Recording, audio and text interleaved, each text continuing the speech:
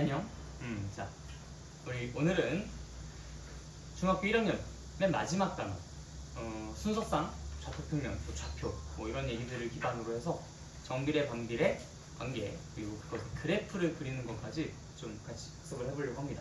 좀 장대한 여정이 될 것 같은데 잘 따라와 주시길 바라고, 꼭 이번 단어는 여러분들이 나중에 함수라고 들어보셨죠? 그렇죠? 함수라는 말 많이 들어봤나요? 네, 함수. 함수라는 것을 공부하는데 아주 기본이 되는 가장 중요한 단어. 여러분들이 이 특강을 통틀어서 중학교 1학년 과정, 2학년 과정에서 가장 중요한 것들 딱 2개 뽑아봐 그러면은 오늘 하는 것과 다음 시간에 하는 거, 이게 딱 2개를 뽑을 수 있거든요. 그러니까 다른 것들보다도 더욱더 집중해서 잘 들어주시길 간곡히 요청드립니다. 알겠죠? 네. 잠깐만. 종이가 좀 나오다가 알아서 잠깐만요. 저 하나만 좀 처리해요.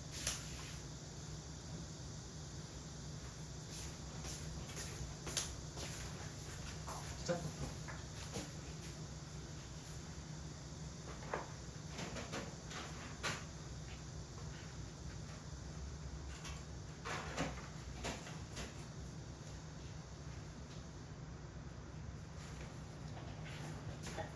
자, 다시 봅시다. 자, 일단 여러분들이 이번 단원에서 공부를 할 것은 순서상, 좌표 이런 기본적인 좀 낯설 수 있는 용어들, 좌표, 평면, 좌표 뭐 이런 용어들에 대해서 좀 공부를 해볼 건데, 일단 여러분들이 익숙한, 잘 알고 있는 것에서부터 좀 천천히 시작을 해보도록 합시다.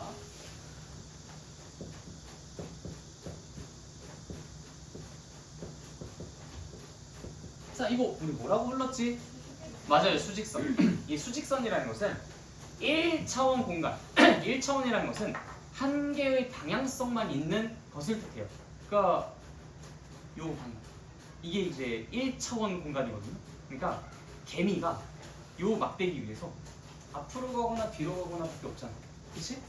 이게 한 방향성만 갖고 있다라고 해서 이걸 1차원 공간이라고 합니다. 당연히 점은 어디로도 움직일 수 없으니까 얘는 0차원이라고 할 수 있죠. 그런데 여기다가 선을 하나만 더 그으면은 얘가 2차원 공간이 됩니다. 왜냐면 갈 수 있는 방향이 한 축이 더 생겼으니까요. 그래서 우리가 이미 잘 알고 있는 이 수직선에다가 위아래로도 갈 수 있어 라고 하면서 선을 하나 더 그려서 얘가 이쪽으로만 이동하는 게 아니라 이 위아래로도 이동할 수 있도록 허용을 합니다. 이걸 우리가 2차원 공간이라고 하고, 얘를 당연히 이 직선이었다면 축을 하나 더 그리면 뭐가 되었어요? 이제 직선이 더 이상 아니죠? 뭐가 되었습니까? 네, 평면이 되었죠. 이 평면이 되었는데 수평면이라고 하는 건 뭔가 좀 어색하고, 이것의 정확한 명칭으로 우리가 좌표평면 이라고 붙이려고 합니다. 좌표평면이요. 자, 새로운 용어 하나 등장했어요. 자, 이때 이 좌표라는 게 도대체 뭔가, 평면은 평면이라는 거 뭐 알고 있죠, 여러분? 평면 하면은 면, 평평한 면, 평평한 면이 평면인데, 평면은 뭔지는 알겠는데 좌표가 도대체 뭐냐라고 생각이 들 거예요. 이 좌표라는 것은 이런 점들의 이름이라고 생각하시면 됩니다. 이 점들의 이름. 예를 들어서 이 점의 좌표가 뭐야? 우리가 수직선에서는 실제로 그런 용어들을 엄밀히 쓰지는 않지만 이 점에 대응되는 숫자는 뭐야? 라고 이름을 좀 이렇게 이름 대용으로, 그러니까 이 점에 대응되는 숫자는 1입니다 라는 것으로 이 점의 이름을 1이라고 우리가 불렀었죠. 그렇죠? 이 점에 대응되는 숫자는 1, 이 점의 이름은 1. 이름은 1이라는 표현은 좀 어색하긴 하지만 어쨌든 이 점은 결국 1을 나타내는 점이었던 것 맞잖아요. 그렇죠? 그래서 우리가 수직선에서 이 점에 대응되는 숫자가 뭐야? 1이요 라고 이야기했었던 요거를 조금 더 수학적으로 표현하자면은 이 점의 좌표가 뭐야? 라고도 말할 수 있고, 그 점의 좌표는 1입니다 라고 표현할 수가 있었던 거예요. 자, 일단 여기까지 먼저 잠깐 정리해 볼까요? 자, 아마 바이블에 없을 테니까 잠깐 메모해 두십시오. 나와 있나? 나와 있네. 바이블 미안합니다. 자, 여기 보시면 이제 순서상과 좌표라고 하면서, 야, 살짝 책이 지금 늦게 준비되는 바람에 바이블이 정확히 뭐가 써져 있는지 몰랐어요. 그 위에 보시면은 이제 수직선 위에 점의 좌표라고 하면서 나오죠. 수직선 하나 쫙 그려져 있고, 좌표라는 것은 수직선 위에 한 점에 대응하는 수. 실제로 이제 우리가 야, 이 점에 대응하는 숫자가 뭐야 라고 이야기를 해왔었던 걸 좀 더 정확하게, 좀 더 정교하게 자, 이 점의 좌표가 뭐야 라고 이야기를 할 수 있게 되었다는 거. 좌표라는 용어를 새롭게 배운 걸까요? 그 좌표가 이제 여기에 있는 이 좌표입니다. 즉 한마디로 좌표 평면이라는 것은 좌표들로 이루어진 평면이라 생각하시면 돼요. 좌표들로 이루어진 평면. 네, 맞아요. 이 좌표라는 것은 그냥 곧 점의 이름이라고 생각하시면 됩니다. 그 점이 어떤 수에 대응된다. 그 수를 이 점의 좌표라고 이야기를 할 거예요. 일단 좌표가 뭔지 파악이 되셨죠? 네, 좋아요. 뭐 너네가 잘 알고 있는 뭐 원점 뭐 좌표가 0인 점. 그러니까 0이 기준이 되는 점이었잖아요. 그걸 이제 우리가 원점이라는 게 그 너네들 제일 많이 원점이라는 걸 들어본 데가 언제냐면 그 국방부에서 이제 대변인께서 말씀하셨을 때 북한군이 도발할 시에는 적의 도발 원점을 정밀 타격하여 이런 거. 그 원점. 그 원점이라는 게 이제 딱 뭐랄까 기준이 되는 점? 기준이 되는 점이라는 소리거든요. 원래 점? 그러니까 원위치라고 할 때 그때 그 원점이라고 하면 되나? 아무튼 그런 뉘앙스를 갖고 있어가지고 원점 하면 기준이 되는 점. 그 기준이 되는 점이 뭐겠어요? 수직선에서는 0이라는 점이 기준이 되는 점이었겠지. 그래서 0이라는 것을 우리가 원점이라고 불렀었다. 그게 이제 우리가 그때 당시에 공부했었던 수직선에서의 조금 이제 비하인드 스토리였었어요. 좌표라는 용어는 사용하지 않았지만 좌표라는 게 실제로 다뤄지고 있었던 거지. 우리가 알게 모르게. 여기까지 일단 다 이해되셨죠? 자, 이거를 한 차원 확대시킨 게 지금 이 그림인 거야. 그래서 우리가 이거를 뭐라고 부른다? 좌표들로 이루어진 평면이라고 해서 좌표 평면이라고 부르겠다라는 거예요. 오케이? 자, 그리고 난 다음에 이때 우리가 수직선에서는 자, 오른쪽으로 하나 이동했어. 그럼 얘를 1이라는 숫자에 대응시켰잖아. 오른쪽으로 이만큼 이동했어. 그럼 얘를 2라고 대응시켰죠. 자, 왼쪽으로 1만큼 이동했어. 그럼 얘를 1이 아니라 마이너스 1로 대응시켰죠. 자, 그러면 방향이 하나가 더 추가가 됐어. 그럼 우리가 이걸 숫자 하나로 표현할 수 있을까? 예를 들어서 내가 여기 있는 이 점을 표현하고 싶어. 그럼 2라고 이야기하면 될까요? 왜 안 될까요? 2라고만 이야기를 하면 너네가 어떤 점을 생각을 하겠어? 이걸 떠올리지 이걸 떠올리진 않을 거 아니야. 야, 예를 들어서 내가 너네들한테 자, 내가 무슨 점을 떠올리는지 맞춰봐. 자, 맞추면은 오늘 할당량 없이 칼퇴근이야. 1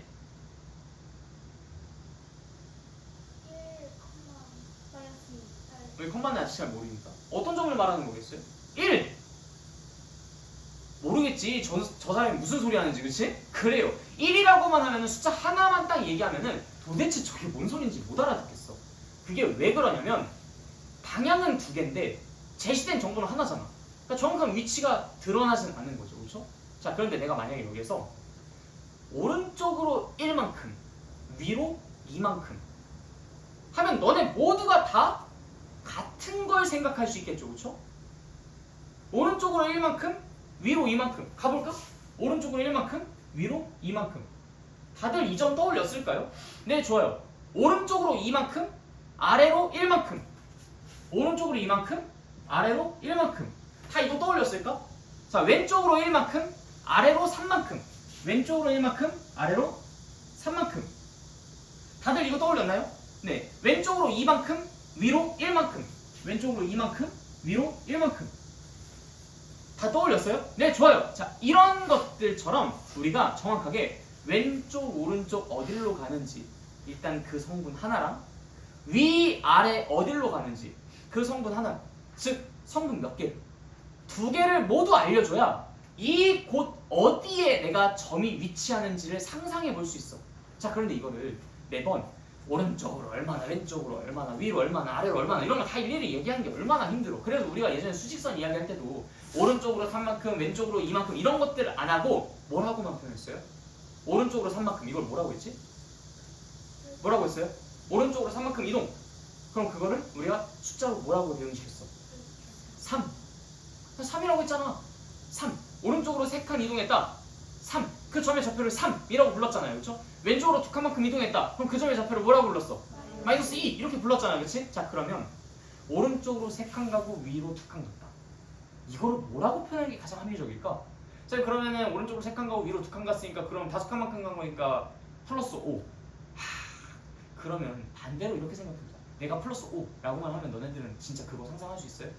안 되잖아. 그러니까 반드시 숫자를 하나만 이야기하는 게 아니라 굳이 억지로 하나로 합쳐서 이야기하는 게 아니라 숫자를 두 개로 따로 빼서 얘기를 해야 될 것 같다라는 필요성을 강하게 느끼지 않아요? 그쵸? 그럼 어떻게 이야기하면 될까? 오른쪽으로 3만큼, 위로 2만큼. 그러면 3 그리고 2. 그래요. 이런 식으로라도 얘기를 해줘야 될 거 아니야. 그치? 자, 그래서 우리가 이번에 새롭게 만드는 어떤 표현 방식 약속이 있습니다. 그게 바로 순서쌍이라는 표현이에요. 자, 이 순서쌍이라는 것은 무엇이냐면 쌍인데 순서를 매우 중요시하는 쌍이라는 소리입니다. 표기를 어떻게 할 거냐면 삐리리, 삐리리라고 표현할 거예요. 괄호로 묶을 겁니다. 이거는 하나의 쌍이야 라는 의미로 괄호로 묶을 거고요. 그 다음에 순서를 매우 정확하게 존중해 가면서 써주셔야 해요. 자, 우리가 아까 전에 오른쪽으로 3만큼, 위로 2만큼 이거 말하기가 좀 귀찮아서 좀 수직선에서 숫자 얘기하듯이 편하게 이야기하는 방법을 좀 찾고 있었잖아.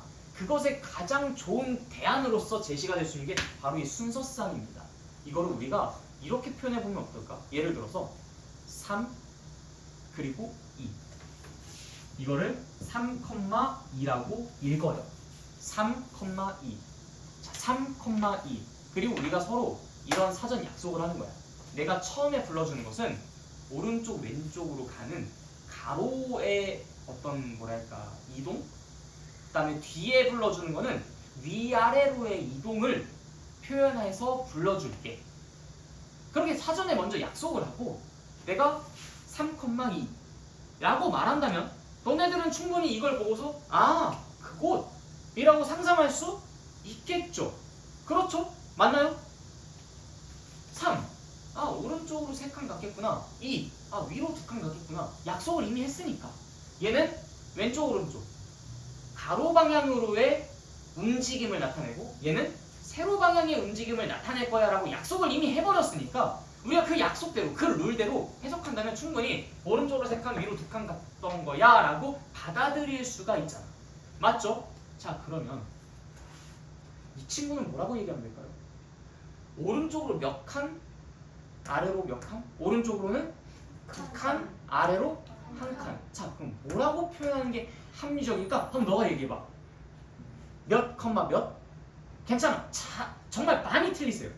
대신 너의 마지막 말에는 내가 정답만 나오게끔 내가 알아서 이끌어줄게. 믿고 한번 해봐. 오케이, 좋아요. 자, 2,1이라고 한번 해보자. 자, 여러분들 눈 감고 2,1을 한번 떠올려보세요. 자, 그러면 어떤 점이 떠오릅니까? 어느 쪽으로 얼마만큼? 오른쪽으로 2칸만큼, 위로 1칸만큼 간 게 떠오르죠. 그러니까 2,1이라고 하면 조금 곤란하지 않겠어? 뭔가 헷갈림을 유발할 수 있잖아. 그럼 너가 한번 대안을 제시해봐. 뭐라고 표현하는 게 좋을까? 2,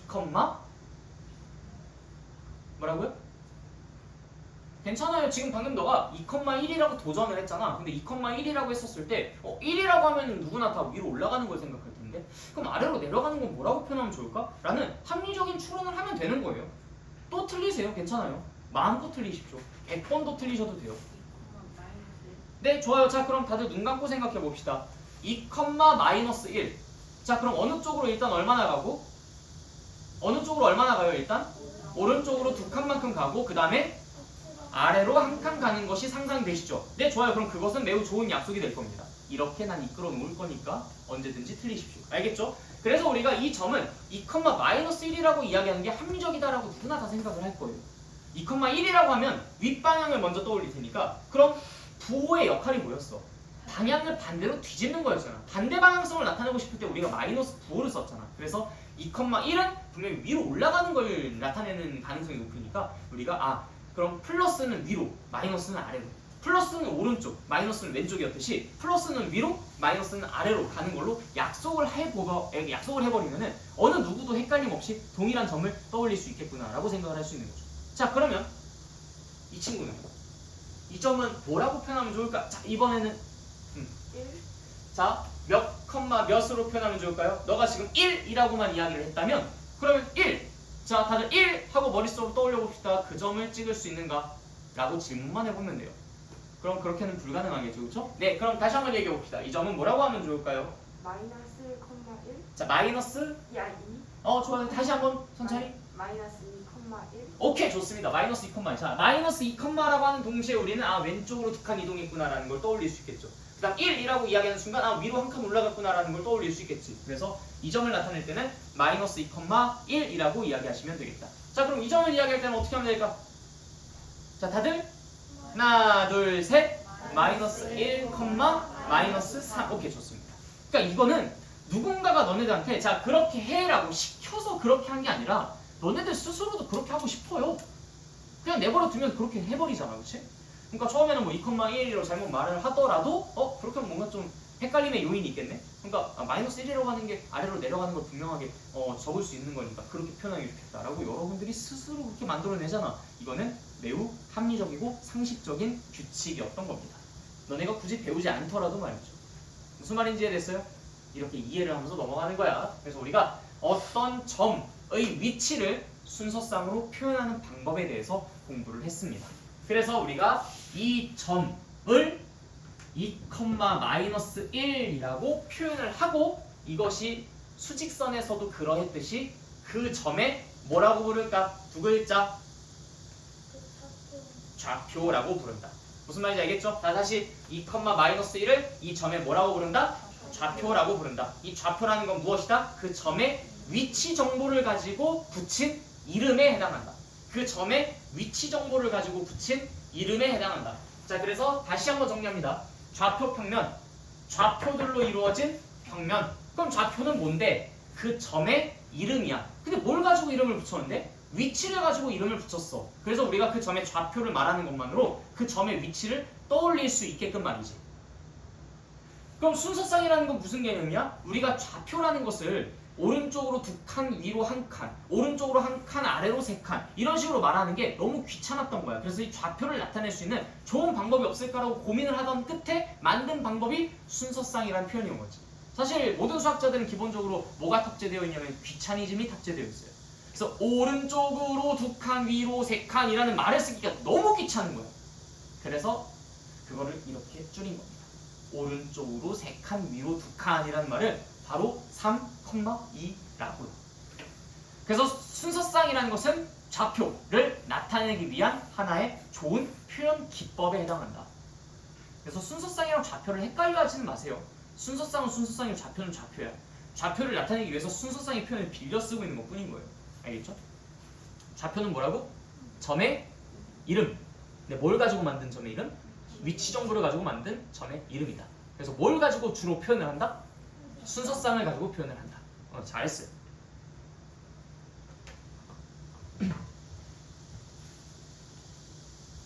자, 그러면 이제 정말 중요한 단어들은 확실하게 이제 여러분들이 여기서 다 이해하신 것 같고 세부적으로 조금 더 상세한 이름들을 이야기해 보도록 합시다. 자, 우리가 수직선을 생각해 봤을 때는 방향이 하나였기 때문에 숫자 정보가 하나만 있으면 됐었어요. 그래서 얘가 어떤 좌표야 라는 것을 말할 필요가 없었어. 아니 그냥 플러스 5 그러면 5만큼 갔나 보지. 마이너스 2 하면은 왼쪽으로 두 칸 갔나 보지. 이렇게 생각을 할 거란 말이야. 그런데 3,2라고 하면은 왼쪽과 오른쪽에 있는 이 숫자들의 역할이 서로 달랐단 말이지. 그쵸? 이 3이 의미하는 역할은 뭐였어요? 가로 방향으로 어디로 갔느냐인 거고 2가 의미하는 건 세로 방향으로 얼마나 갔느냐인 거야. 그렇기 때문에 이 둘을 정확히 구분해야 할 필요가 생겼던 거죠. 자, 뭐 예를 들어서 우리가 저기 들판에 핀 꽃을 봤어. 근데 꽃을 봤는데 그냥 꽃이 다 똑같이 생겼어. 그럼 그냥 꽃이구나 라고 얘기하겠지. 근데 어느 날 들판에 가봤더니 빨간 꽃이 있고 파란 꽃이 있어요. 생김새도 좀 묘하게 달랐어. 그러면 꽃이구나. 너무 낭만 없잖아, 그치? 낭만 없잖아요. 뭘 어떻게 해줘야 되겠어? 그들을 구분하기 위해서 이름을 붙이겠지. 그래서 우리가 얘네들에게도 이름을 붙여줍니다. 어떻게 이름을 붙여줄 거냐? 알파벳 X, Y, Z라는 것을 따서 X, Y를 사용할 겁니다. 이 녀석을 X, 이 녀석을 Y 라고 이름을 붙일 거예요. 그런데 좌표에 이름을 붙인 거니까 이것의 이름은 X 좌표라고 부를 겁니다. 이것의 이름은 Y 좌표라고 부를 거예요. X 좌표, Y 좌표. 우린 그 둘을 구분해서 표현해야 되기 때문에 뭐 예를 들어서 그쪽에 그 3,2에 왼쪽 그놈 이렇게 얘기하는 거 너무 멋없잖아, 그렇지? 그래서 3,2의 X 좌표, 이런 식으로 정확하게 그것을 지시할 수 있는, 가리킬 수 있는 명칭의 필요성이 드러나게 됐기 때문에 우리가 이름을 붙여준 것이다 라고 생각해 주시면 됩니다. 알겠죠? 그래서 X좌표, Y좌표, X좌표, Y좌표 라고 이름을 붙여줬다라는 거. 그리고 X좌표라는 것은 결국엔 가로의 성분을 뜻하는 거고 Y좌표는 세로의 성분을 뜻하는 거잖아요. 그렇죠? 그러다 보니까 당연하게 자연스럽게 이 X좌표가 담당하는 가로의 성분, 그걸 X라는 이름을 계속 붙이면서 표현하고 싶었던 거야. 그래서 이 축이라고 부르거든요. 이 직선은 이 축, 기준이 되는 어떤 선을 축이라고 하잖아. 이 축을 우리가 뭐라고 이름 붙일 거냐면 X축이라고 이름을 붙일 거고요. 이 축은 당연히 Y좌표가 활약할 수 있는, 위아래는 이제 우리가 Y라고 이름 붙이기로 했잖아. Y 방향이라고. 그래서 이제 이걸 Y축이라고 이름을 붙이겠다라고 약속합니다. 그다음 당연한 얘기겠지만 X축과 Y축이 모두 탁 지나는 그 기준이 되는 점, 이걸 우리가 뭐라고 부르겠어요? 원점이라고 부르겠죠. 이해됐습니까? 네.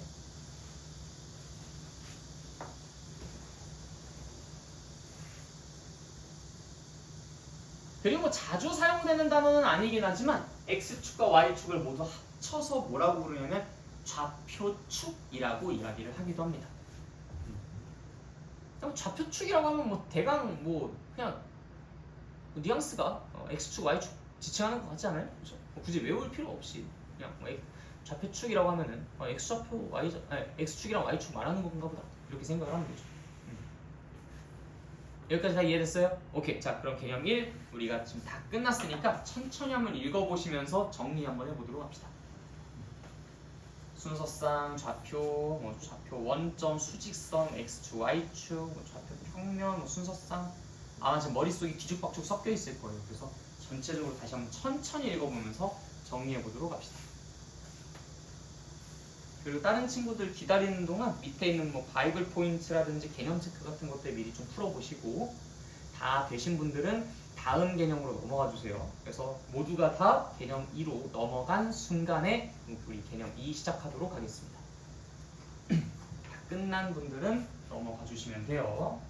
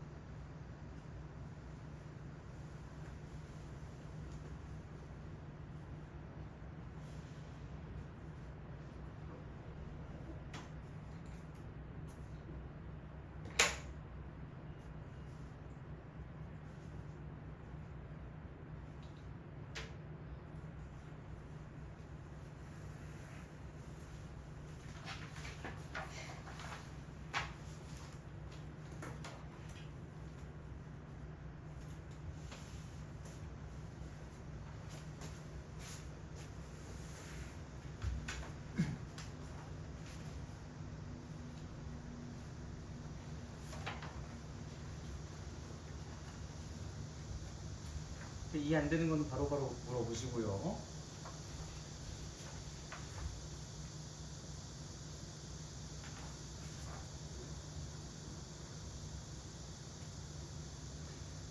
내가 하나 얘기를 안 하고 넘어간 게 있어서 그거 하나만 조금 추가 보완을 좀 하도록 할게요.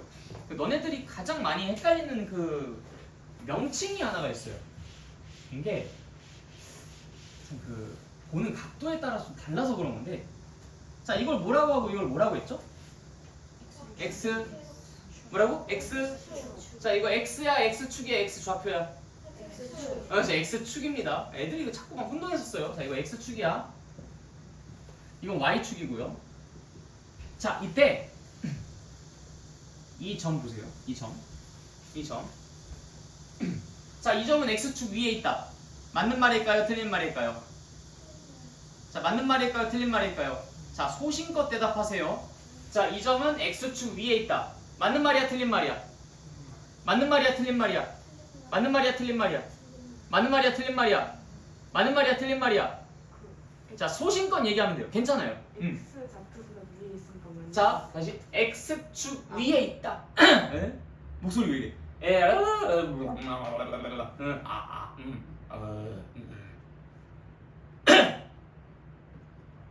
자, 이거 이상한데 아직도? 자, X축 위에 있다. 맞는 말이야, 틀린 말이야? 맞는 말이야? 맞는 말이야, 틀린 말이야? 자, 그럼 한번 설명해 보세요. 왜 X축 위에 있는 게 아니니까? X축 위에 있는 것 같기도 하지만 Y축 옆에 있는 것도 맞으니까. 그렇다고 X축 위에 있다라는 말이 틀린 말인가요?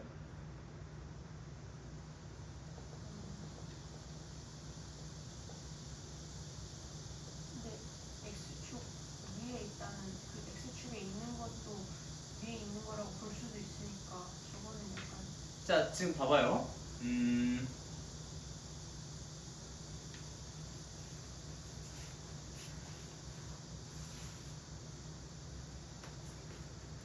자, 이 휴지는 책상 위에 있습니까? 왜요?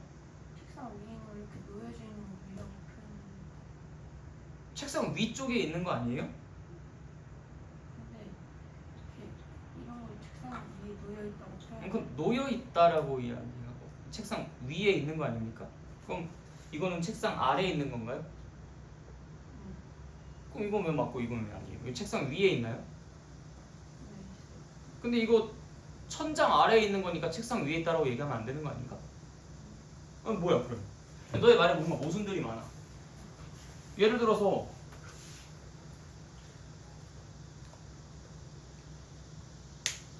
이건 검은색이 아닌가? 왜요? 빨간색이 아니니까 검은색도 아니지. 빨간색이 아니란 사실이랑 검은색이 아니란 사실이랑 이게 종속적인가? 연관이 있나요 이게? 자 이거는 지우개 옆에 있나요? 책상 위에 있으니까 지우개 옆에 있다는 말 하면 안 되지. 책상 위에 있는 거지. 아닌가? 자 무슨 말인지 알겠어요? 자 봐봐요. 내가 항상 지금 너네들한테 물어볼 때마다 경계하면서 물어보는 것들이 뭐냐면 남들이 다 지금 아니라고 하고 있잖아. 너도 지금 아니라고 이야기해야 될 것 같은 아주 강한 압박감에 시달려 있는 상태예요. 그러다 보니까 답을 일단 먼저 그거에 세팅을 하고 내 생각을 거기에 끼워 맞춥니다. 그러다 보니까 말도 안 되는 말들을 하게 되는 거예요. 너는 분명히 진짜 진심으로 그렇게 생각하지 않아요. 너가 아까 말했을 때 그 토시한 태지랑 그대로 얘기해보면 얘는 X축 위에 있는 것처럼 보이기도 하지만 Y축 옆에 있는 거니까 X축 위에 있다고 얘기하면 안 돼요. 너가 이렇게 얘기했어요. 나중에 한번 그 동영상 강의 돌려보십시오. 정확하게 이렇게 이야기했어요. 얘는 X축 위에 있는 것처럼 보이기도 하지만 Y축 옆에 있는 거라서 X축 위에 있다라고 얘기하면 안 돼요 라고요.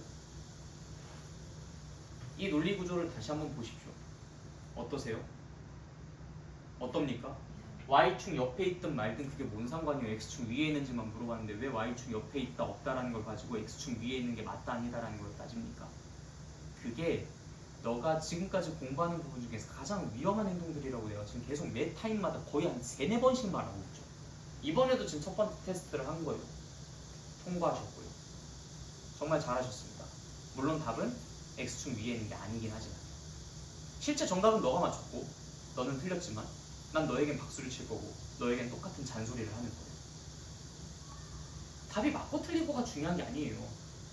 너의 생각을 여기에 둔 채로 다른 사람의 눈치를 보면서 다른 사람 답을 베껴가면서 답을 맞추려고 발버둥치는 사람이냐, 남들 전부 다 아니라고 하는데 자기는 맞다고 생각하니까 맞다라고 꿋꿋하게 주장할 수 있는 소신이 있는 용기 있는 학생이냐에 따라서 지도 방식과 그 지도의 효과가 달라집니다.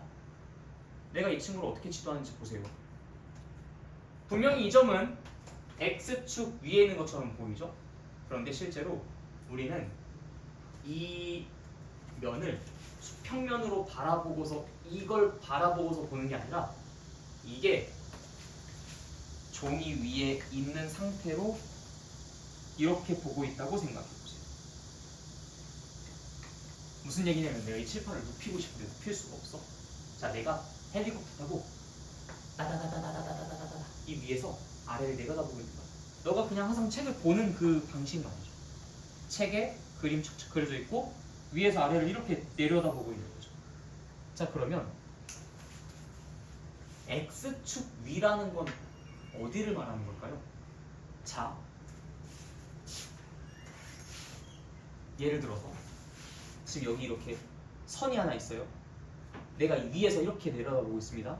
자, 이 선 위에 있다는 건 여기 있다는 걸까요? 여기 있다는 걸까요?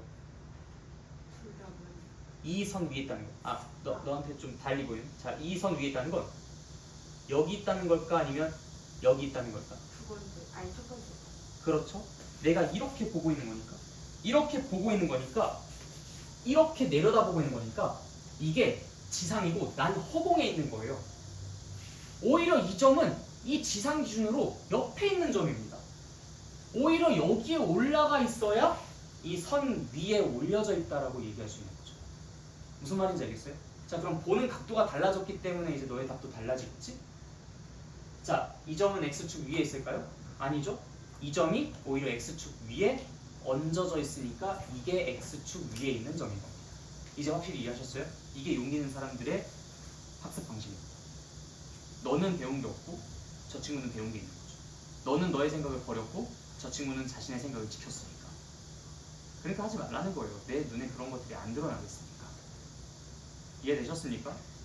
예전에 아주 중요한 사회 실험이 하나가 있었어요.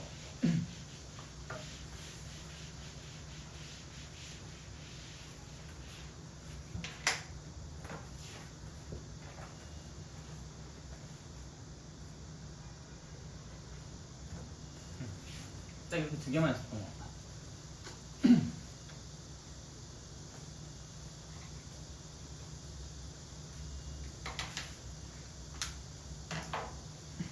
자, 1번과 2번 중에서 어떤 선이 더 깁니까?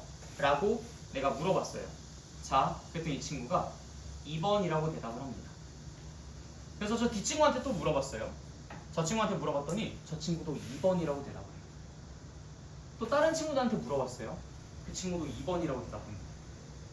어떤 선이 더 깁니까? 어떤 선이 더 깁니까? 라고 질문하고 물어봤더니 거기 있는 참가자 25명 중에 24명이 다 2번을 선택했어요. 그리고 마지막 잔의 차례일 때 자, 어떤 선이 더 깁니까? 라고 물어봤습니다. 그때 몇 번을 선택하는지. 그때 1번을 선택한 사람이 20몇 퍼센트, 2번을 선택한 사람이 70몇 퍼센트 정도쯤 나왔다고 하더라고요. 왜 그랬을까요? 인간은 기본적으로 군중에 따르고자 하는 그런 어떤 욕망이 있습니다. 그게 덜 쪽팔리거든요. 뭔가 튀지 않는 행동을 하는 거. 그런데 아이러니하게도 그 1번을 선택한 사람들 중에 상당수는 상당히 뛰어난 위치에 있는 사람들이었고 2번을 선택한 사람들 중에 상당수는 지극히 평범한 위치에 있는 사람들이었다고 합니다. 그래서 내가 여러분들한테 자꾸 이런 것들을 계속 강조하는 이유가 이런 것. 남들을 따라하는 따라쟁이에 급급한 사람들은 고작 그 정도 수준에서만 머무르는 게 인생의 목표가 될 수 있고 자기의 소신을 지키면서 용기 있는 선택들을 한 사람들이 좀 더 뛰어난 위치에 있을 가능성이 높아진다는 거죠. 여러분들은 아닐 것 같죠? 근데 아마 여기에서 몇몇 분들은 2번을 선택할지도 모릅니다. 다른 사람들한테 등 떠밀렸어요. 난 그런 것들을 걱정하는 거예요. 절대 그러지 마십시오. 1번이라 생각하면 1번이라고 이야기하세요. 내가 1번이라 보이는데 남들이 2번이라 선택했으니까 2번이라고 할 만한 이유가 있나 보지 하면서 그들을 따라가지 마십시오. 그런 비겁함을 가지고 있는 사람들은 자신의 발전을 스스로 정체시키는 거예요. 남들이 아무리 아니라고 해도 너 혼자 맞다고 해도 괜찮으니까 그 용기를 가질 때까지 난 널 지금처럼 괴롭힐 거예요. 아시겠습니까? 자, 그러면 계속 이어서 진행하도록 하죠. 그래서 위에 있다라는 말은 무슨 말이다? 그 선 위에 얹어져 있다라는 소리다. 그럼 왜 그렇다? 내가 보는 것이 이게 수평면이고 이게 뭐 하늘, 이게 지하, 이게 아니라 나에겐 이것은 하나의 지상, 난 위에서 아래를 내려다보고 있는 상황이다. 보는 각도가 다른 거예요. 여기에 지상이고 이게 하늘인 것이 아니라 내가 하늘에 있고 이 땅을 내려다보고 있는 상황입니다. 그래서 X축 위에 있다라는 말은 여기에 있다라는 말이고 Y축 위에 있다라는 말은 요런 데 있다라는 얘기입니다. 이해되셨어요? 네, 오케이, 좋습니다. 자, 그럼 이제 두 번째 개념으로 넘어가도록 할게요. 자, 두 번째 개념, 사분면이라는 개념일 텐데, 자, 왜 이름이 사분면이냐? 네 개로 분할된 면이다 라고 해서 사분면입니다. 네 개로 분할된 면, 사분면. 근데 이 사분면에 내가 이름을 좀 각각 붙여주려고 해요. 그걸 제1사분면, 제2사분면, 제3사분면, 제4사분면이라고 이름을 붙입니다. 근데 이 이름을 붙이는 기준이 불분명하면 여러분들이 좀 헷갈려 버려요. 자, 그래서 우리 어렸을 때 엄마 아빠 따라서 자주 했었던 놀이가 있습니다. 그게 뭐냐면 잼잼 했죠, 그쵸? 여러분들 손 힘을 좀 길러주기 위해서 엄마 아빠가 맨날 이제 여러분들 애기 때 앞에 가지고 까꿍 하면서 잼잼 이랬을 거야. 응. 한번 물어보세요. 엄마 아빠한테 나 잼잼 잘했냐고. 자, 오른손 꺼내 보십시오. 그 다음 종이 위에다 올려놓으세요. 자, 잼잼 어서 해. 잼잼 그렇지. 잼잼. 자, 천천히 갑시다. 잼. 자, 오른손으로 이렇게 감싸는 방향이 수학이랑 과학에서 플러스 방향이에요. 무슨 방향이에요? 우리가 보통 뭐 시계 방향, 반시계 방향 이렇게 얘기하죠. 회전하는 것을 이야기할 때. 자, 시계 방향입니까? 반시계 방향입니까? 반시계 방향. 반시계 방향이 수학과 과학에서는 플러스 방향이에요. 그럼 시계 방향은 무슨 방향이겠어요? 마이너스 방향이겠죠. 네, 좋습니다. 자, 그래서 이름을 반시계 방향으로 붙여주는 거예요. 어디를 기준으로 삼는 게 제일 좋을까? X도 플러스 Y도 플러스인 오른쪽 윗방향에 있는 여기에 있는 이 부분을 1사분면이라고 제1사분면이라고 이름을 붙이고 거기서부터 잼잼 하는 방향으로 2, 3, 4 4분면이라고 이름을 붙입니다. 개념서 그때 안 받았었어? 삼각비. 안 받았어? 그럼 여기 있는 거.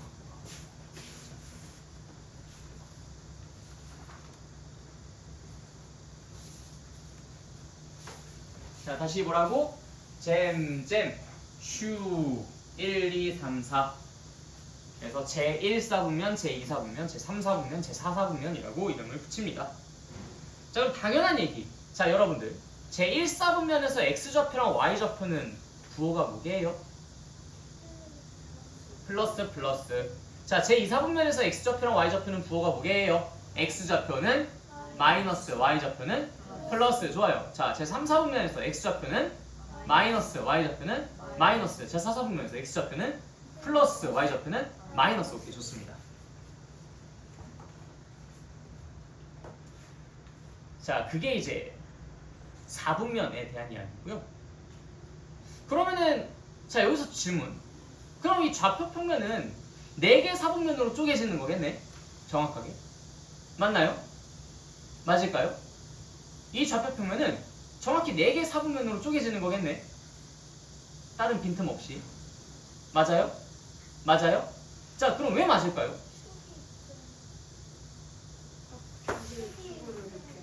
네. 여러분들은 지금 여기서 이거 하나, 둘, 셋, 넷 한 빈 공간 없다라고 생각하잖아요. 그쵸? 그런데 방금 너네가 말을 했잖아. 어떻게? 이 4분면은 X좌표, Y좌표 모두 풀인 이 영역만, 요 선을 제외한 요 영역만을 1사분면이라고 이야기한다고.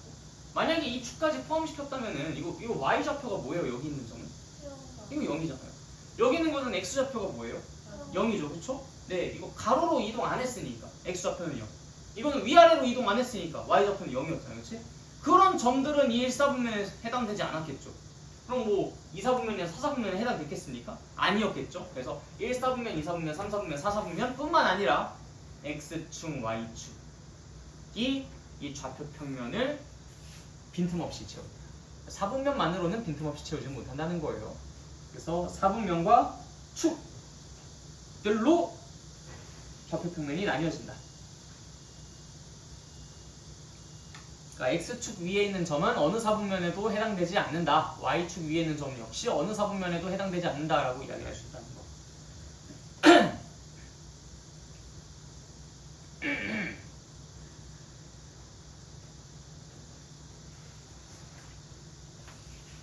자, 그 다음 볼게요. 이번엔 대칭이라는 것에 대해서 공부를 해볼 건데, 자, 2,1이라는 점이 있습니다. 2,1. 자, 2,1이라는 것이 x축에 대해서 대칭되면은 어디로 갈까라는 걸 생각해 볼 거예요. x축은 여기에는 이 선을 말하는 거죠. 여러분들 초등학교 미술 시간에 이 대칭 같은 거 해본 적 있어요? 데칼코마니 같은 거 해본 적 있죠? 막 여기 막 종이 이렇게 반 접어가지고 여기에 막 뭐 그림 같은 거, 물감 같은 거 뿌려놓은 다음에 이거를 접었다 펼치면 짜잔, 뭐 나비 모양 뭐 이런 것들만 만들고 뭐 그랬었잖아요, 그렇지? 자, 이거를 x축에 대하여 접었다 펼치면 어느 곳에 그 물감이 묻어버릴까요? 몇 컴마 몇일까? 이건 지금 2,1이었어요. 자, 몇 컴마 몇에 물감이 묻을까? 마이너스 자, 다시 몇 컴마 몇? 자, 몇 컴마 몇? 네, 오케이, 좋아요. 자, 마이너스 2,1이라면 어디에 점이 찍힐지 한번 너가 상상을 해보세요. 어디에 점 찍히죠? 여기에서, 자, 원점에서부터 나 손가락 움직이기 시작할 거예요. 어느 방향으로 어떻게 가는지를 얘기해 주시면 돼요. 왼쪽 방향으로. 네, 두 칸. 그리고 이런 오케이, 좋아요. 그럼 이제 여기 찍히겠죠? 자, 우리는 x축에 대해서 대칭이라고 이야기했었어요. x축. x축이 이겁니까? 이겁니까? 1번이에요? 2번이에요? 1번이 1번이죠. 자, 그럼 이것에 대해서 얘를 접을 거예요. 이 선에 대해서 접는다는 게 얘가 이렇게 된다는 거죠. 그럼 여기 물감은 여기에 묻게 될까요? 그럼 어디에 묻을까요? 그 아래 네, 아래쪽에 묻게 되겠죠. 자, 그러면은 내가 여기서부터 다시 손가락 움직이겠습니다. 어디로 가면 될까요? 일단 그 오른쪽으로 두 칸. 네, 오른쪽으로 두 칸 갔어요. 아래로 한 칸. 아래로 한 칸. 그럼 여기 점이 찍히겠죠? 몇 콤마 몇이라고 생각합니까? 2, 마이너스. 네, 좋아요. 자, 그럼 여기 있었던 뭐 마이너스 2,1이라는 것은 그럼 뭐에 대해서 대칭이었었을까? x축이 아니라? y축. 네, 진짜 실제로 이 축에 대해서 얘를 접어버리면 여기 물감 묻습니까? 아니, 아닌가요? 그럼 왜 아니라고 생각했어요? 이렇게 접는. 네, 이 선에 대해서 이거 접는 선이에요, 이거. 이게 접는 선이고 얘를 이렇게 뒤집어서 접을 거예요. 그럼 여기에 있었던 물감은 여기에 묻습니까? 네, 확실해요? 네, 좋아요. 그래서 너가 지금 한번 했었던 그 실수로 x축에 대한 대칭, y축에 대한 대칭을 확실하게 이해를 하신 상태로 만들어 드릴 겁니다. 알겠죠? 그러니까 지금처럼 마음껏 틀리십시오. 단 틀린 답 가지고는 뭐라 안 해요? 그 틀린 답에 어떤 경위를 가지고 따져 묻는 거죠. 알겠죠? 네, 잘하셨습니다. 자, 또 다른 분들 혹시 궁금하신 거 질문할 거 있으십니까? 없나요? 괜찮아요? 네, 오케이, 좋아요. 그래서 우리가 축에 대한 대칭은 이렇게 이해를 쉽게 할 수 있었어요. 자, 점에 대한 대칭을 보도록 합시다. 점에 대한 대칭. 이 원점에 대한 대칭을 생각해 볼 건데, 우리가 점대칭을 공부했었던 게 초등학교 3학년 때였거든요. 그때 선대칭이라는 것을 어떻게 이야기했었냐면, 선대칭을 어떻게 이야기했었냐면, 그 선에 대해서 수직으로 간 만큼 가면 된다라고 해서 그곳에 점을 꽝 찍었어요. 이것도 수직으로 간 만큼 수직으로 가면 그곳에 점이 꽝 찍힌다. 그게 선대칭이었었다. 점대칭을 어떻게 설명했었냐면, 기억나요? 그 점에 앞점 꽝 박아놓고 뭘 하라고 했지? 맞아요, 180도 돌리라고 했어요. 자, 그래서 여기에 점을 꽝 찍어놓고 얘를 180도 돌립니다. 자, 어디 찍힐지 상상이 돼요? 180도 돌려보세요. 그럼 어디 찍힐지 상상이 됩니까? 괜찮아, 틀리셔도 괜찮아요. 자, 몇 컴마 몇일까? 하나, 둘, 셋. 마이너스 1, 네, 마이너스 2 컴마 마이너스 1. 마이너스 1. 오케이, 좋습니다. 여기에 찍히겠죠. 마이너스 2 컴마 마이너스 1. 자, 근데 그게 왜 그럴지 생각해 봅시다. 점대칭도 선대칭이랑 똑같아요. 선대칭이 뭐라고? 그 선까지 간 만큼 가면 된다고. 근데 그 선까지 간다는 게 수직하게 가는 거예요. 수직하게 가는 거.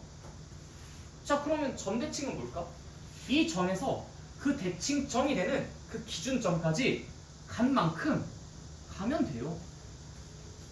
그게 점대칭이야. 근데 그거를 그 어린 친구들이 이해를 잘 못하니까 180도 돌리라고 한 겁니다. 도형 돌리는 건 할 수 있잖아요. 애기들이, 그치? 근데 애기들한테 자, 이 점이 저 대칭점까지 간 만큼 가면 어디 찍히게? 그럼 애들이 뭐 알게 뭐야. 그 정도까지 상상할 수 있는 능력은 없잖아. 근데 우리는 이제 있죠. 그래서 그 점까지 간 만큼 가면 됩니다. 자, x좌표, y좌표가 모두 얼마만큼 변했어요? 2,1이었었던 게 0,0까지 어떻게 변했지? x좌표는 이만큼, 이만큼. 자, 얘가 이렇게 바뀌었어요. 그럼 x좌표는 이만큼, 네, 줄었어요. 빠졌습니다. y좌표는 1만큼 빠졌죠. 그대로 똑같이 하면 돼요. x좌표는 이만큼 빠지고 y좌표는 1만큼 빠지면 그럼 여기 몇 컴마고요? 마이너스 2, 마이너스 1이 되겠지. 당연한 얘기, 그치? 점대칭을 그렇게 이해하시면 된다.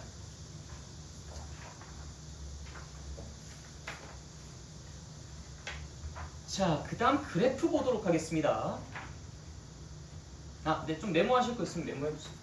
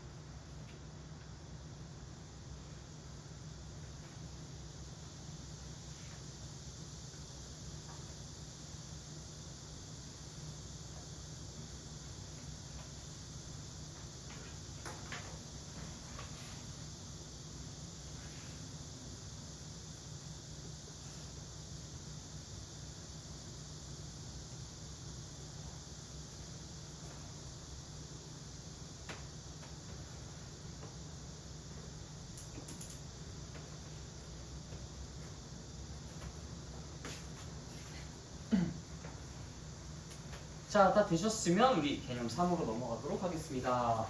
그래프라는 것에 대해서 공부해 보도록 할게요.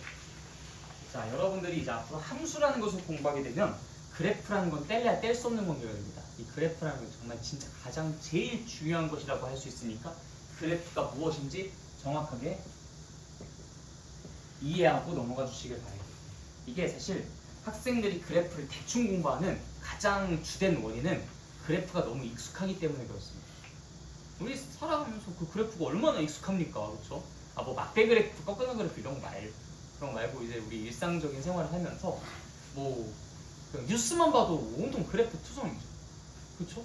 뭔가 이렇게 그래프 슉슉슉 이렇게 해가지고 뭐 우리나라 뭐 성장률 막 이런 거 아니면 뭐 그 경제 뭐 주식 뭐 이런 거 그래프, 그다음 뭐 금값 환율 뭐 이런 거 다 그 모든 이 세상 전부 모든 게 싹 그래프야 그냥. 그러다 보니까 여러분들이 그래프는 그냥 그 변화하는 걸 이렇게 그냥 이어서 표현하는 거 그냥 그런 게 그래프 아닌가? 이렇게 생각을 해버려요. 그게 문제야.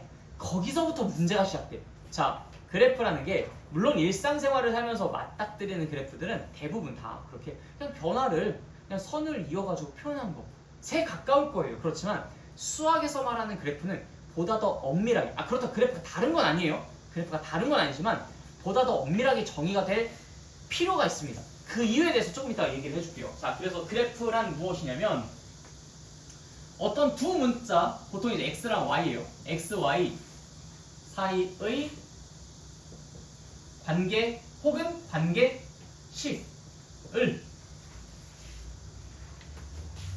다시 관계를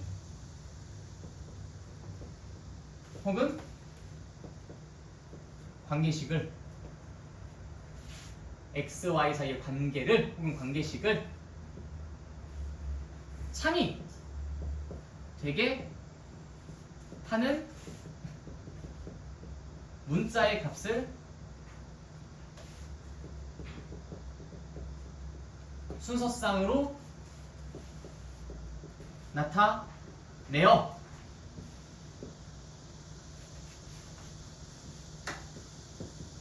좌표 평면 위에 점을 찍어 표현함.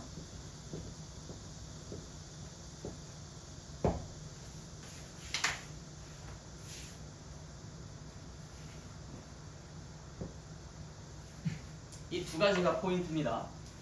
x, y 사이의 관계를 참이되게 하는 문자의 값을 순서상으로 나타내어 좌표평면 위에 점을 찍어 표현한 것.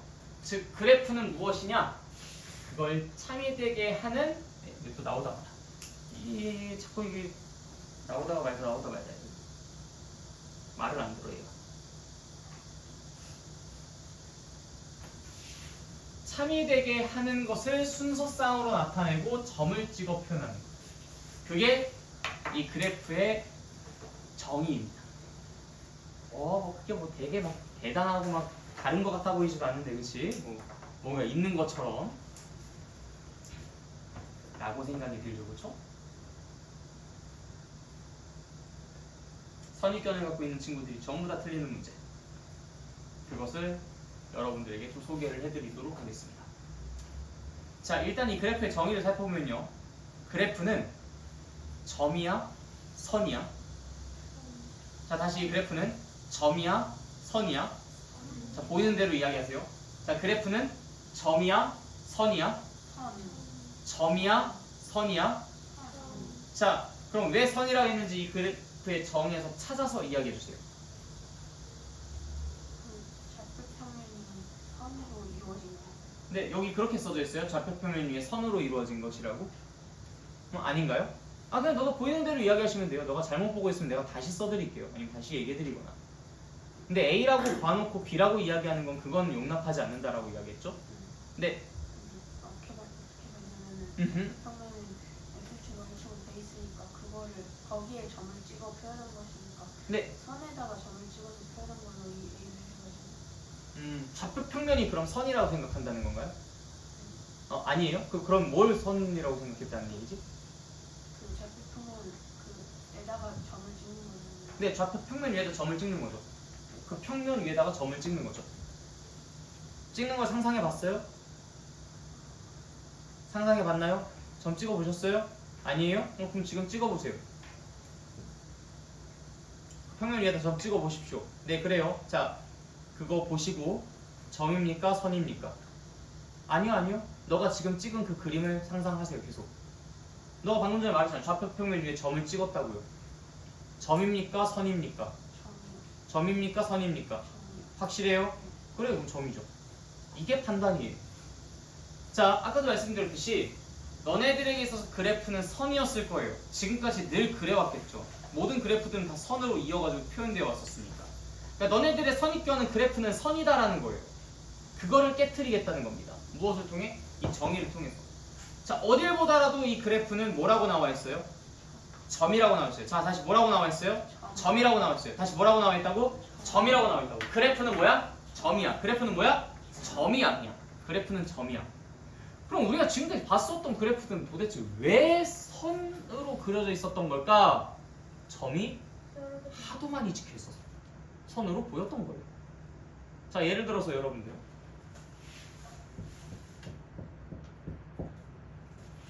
이거 점이야 선이야?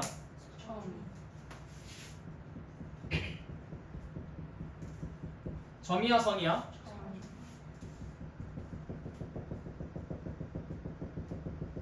점이야 선이야?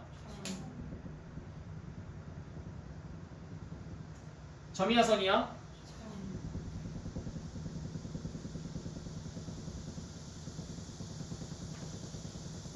힘들어 죽겠다잉.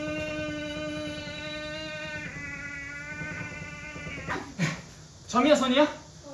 좀 선이라고 해줘. 자, 이 정도쯤 되면 이제 좀 선처럼 보이잖아요, 그렇죠? 점들이 하도 많이 찍히면 뭐처럼 보여요? 그래서 선으로 보였던 겁니다. 원래 선이었던 게 아니에요. 원래 점이었던 거야. 그 점들이 이렇게 무수히 많이 찍히다 보니까 그게 마치 우리 눈에 선인 것처럼 보여졌던 것뿐이야. 이해되셨어요? 그런데 그 사이사이에 이렇게 점들이 무수히 많이 찍히는 상황이어야만 선으로 보이는 것이, 실제로 그렇지 않은 상황에서 냅다 그냥 선으로 이어져 버리면 정말 큰일 나는 경우들이 덜어 있습니다. 자, 예를 들어서 자, 쉬운 것부터 먼저 하고 올게요.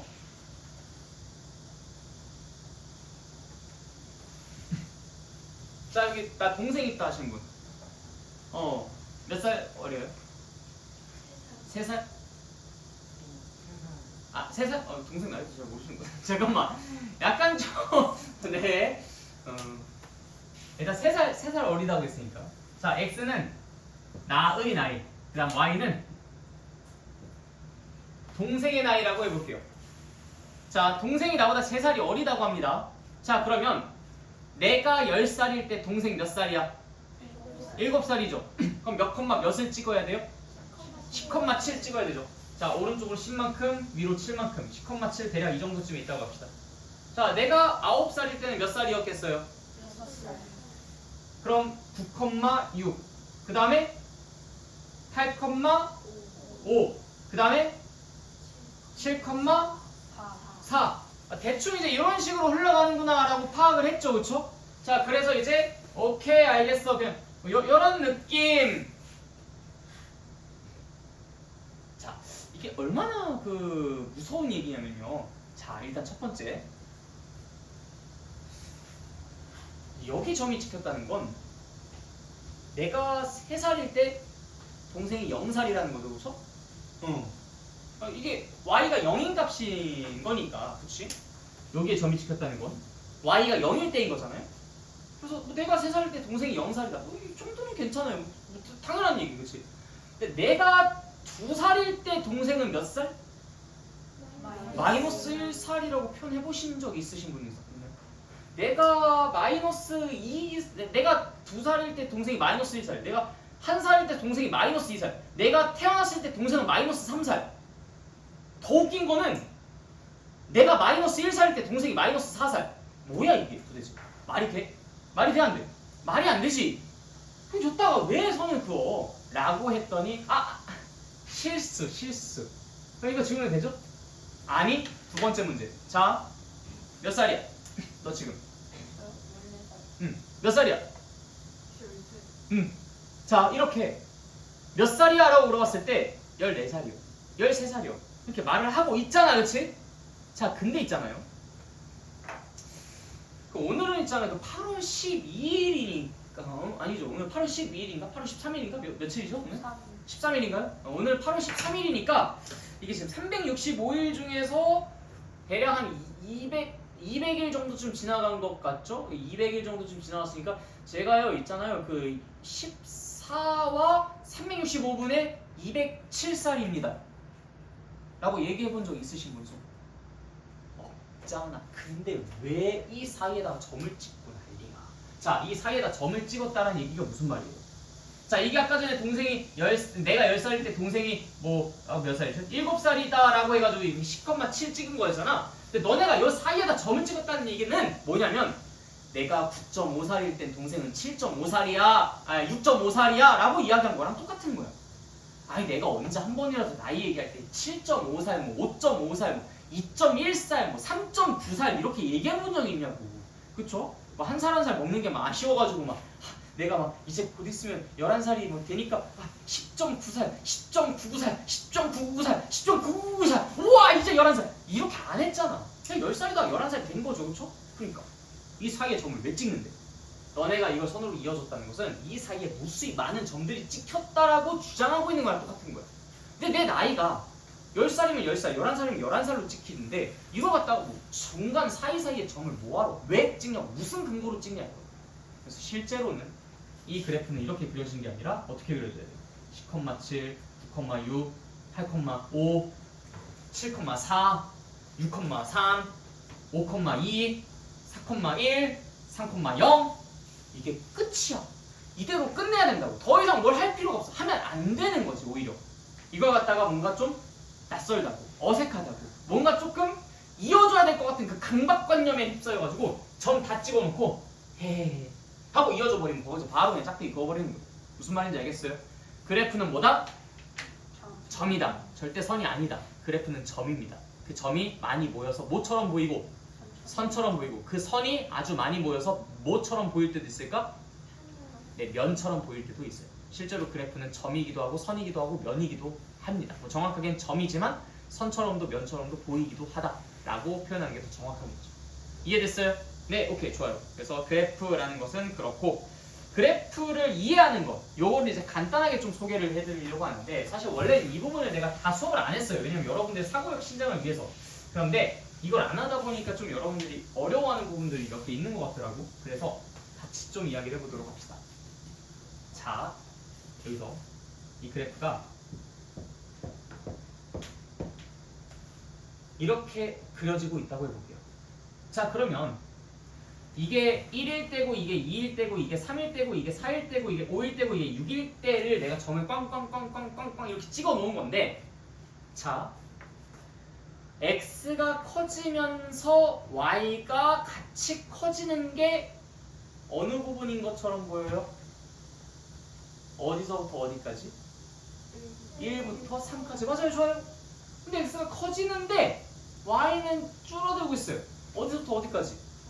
3부터 6까지. 그래, 잘했어요. 이게 일단 기본적으로 우리가 그래프를 보는 관점입니다. 이게 점이 아니라 선으로 이어져 있어도 우리는 똑같이 파악을 할 수 있겠죠. 알겠죠? 조금 더 울렁울렁하게 그려볼까? 이렇게.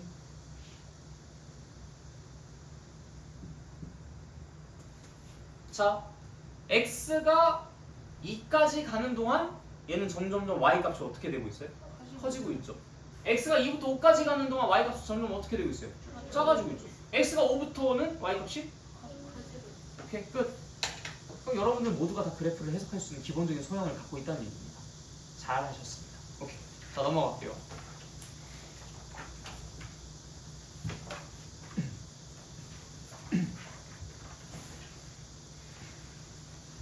자, 정비례 관계, 반비례 관계 공부하도록 하겠습니다. 자, 정비례 관계라는 것이 무엇이냐면, 정비례 관계. 정이 이제 그러니까 바를 정자. 그러니까 뭔가 옳다, 바르다라는 것을 표현할 때 쓰는 한자, 바를 정자인데, 사실 뭔가 바르다라는 의미를 갖고 있다기보다는 그냥 이것도 약간 양수음수 같은 관계인 것 같아요. 정과 반이라는 것이 그냥 정과 반은 그냥 반대 관계의 느낌에 좀 더 가깝습니다. 그래서 뭔가 플러스 마이너스 같은 느낌.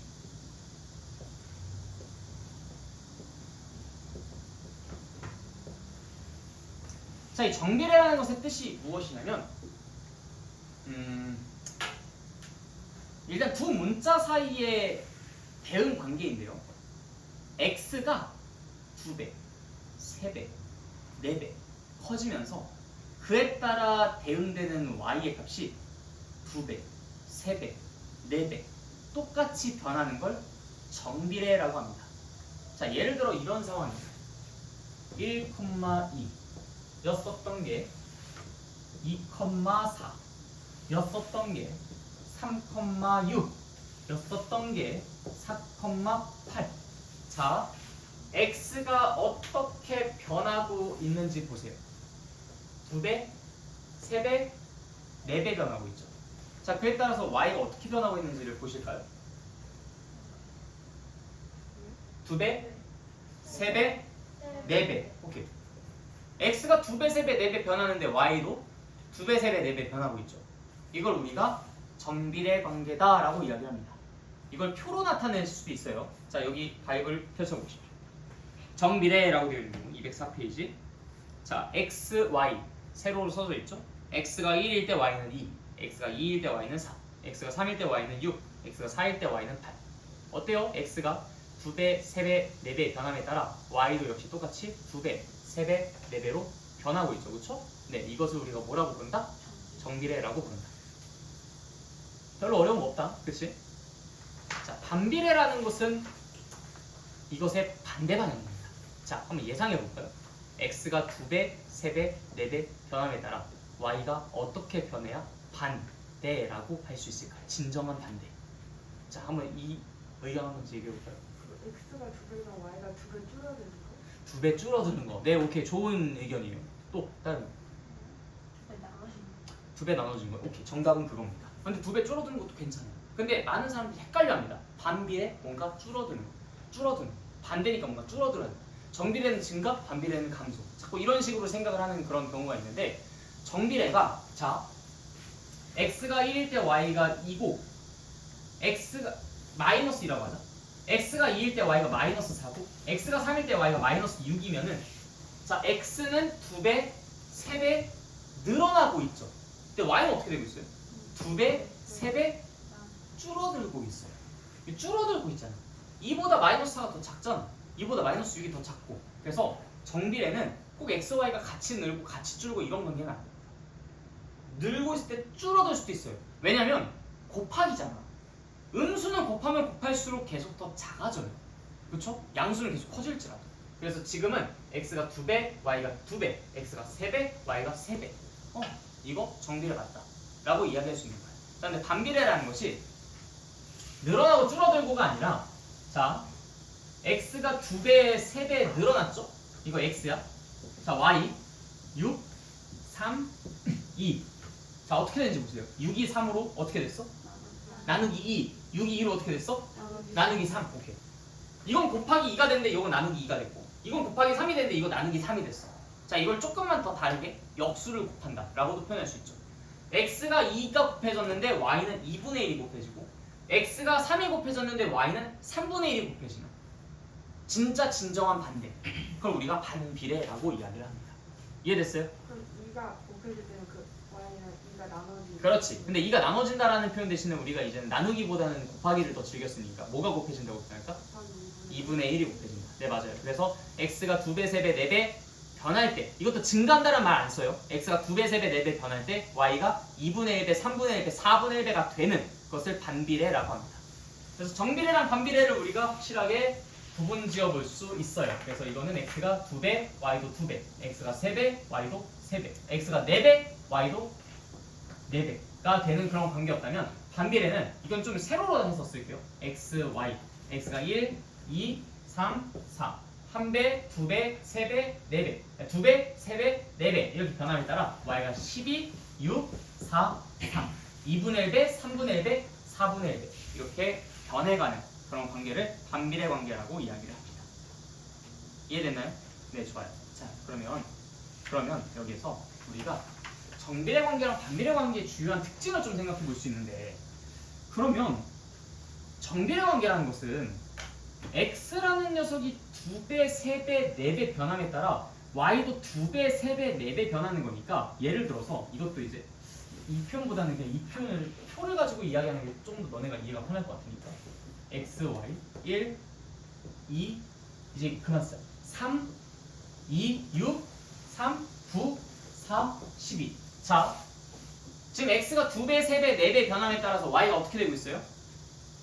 2배, 3배, 4배 변하고 있죠. 자, 이거 정비례 아니야. 정비례 맞죠? 정비례 맞죠? 그쵸? 자, x가 2배, 3배, 4배 변함에 따라 y가 2배, 3배, 4배 변합니다. 자, 그런데 그들 사이의 관계를 보세요. 언제나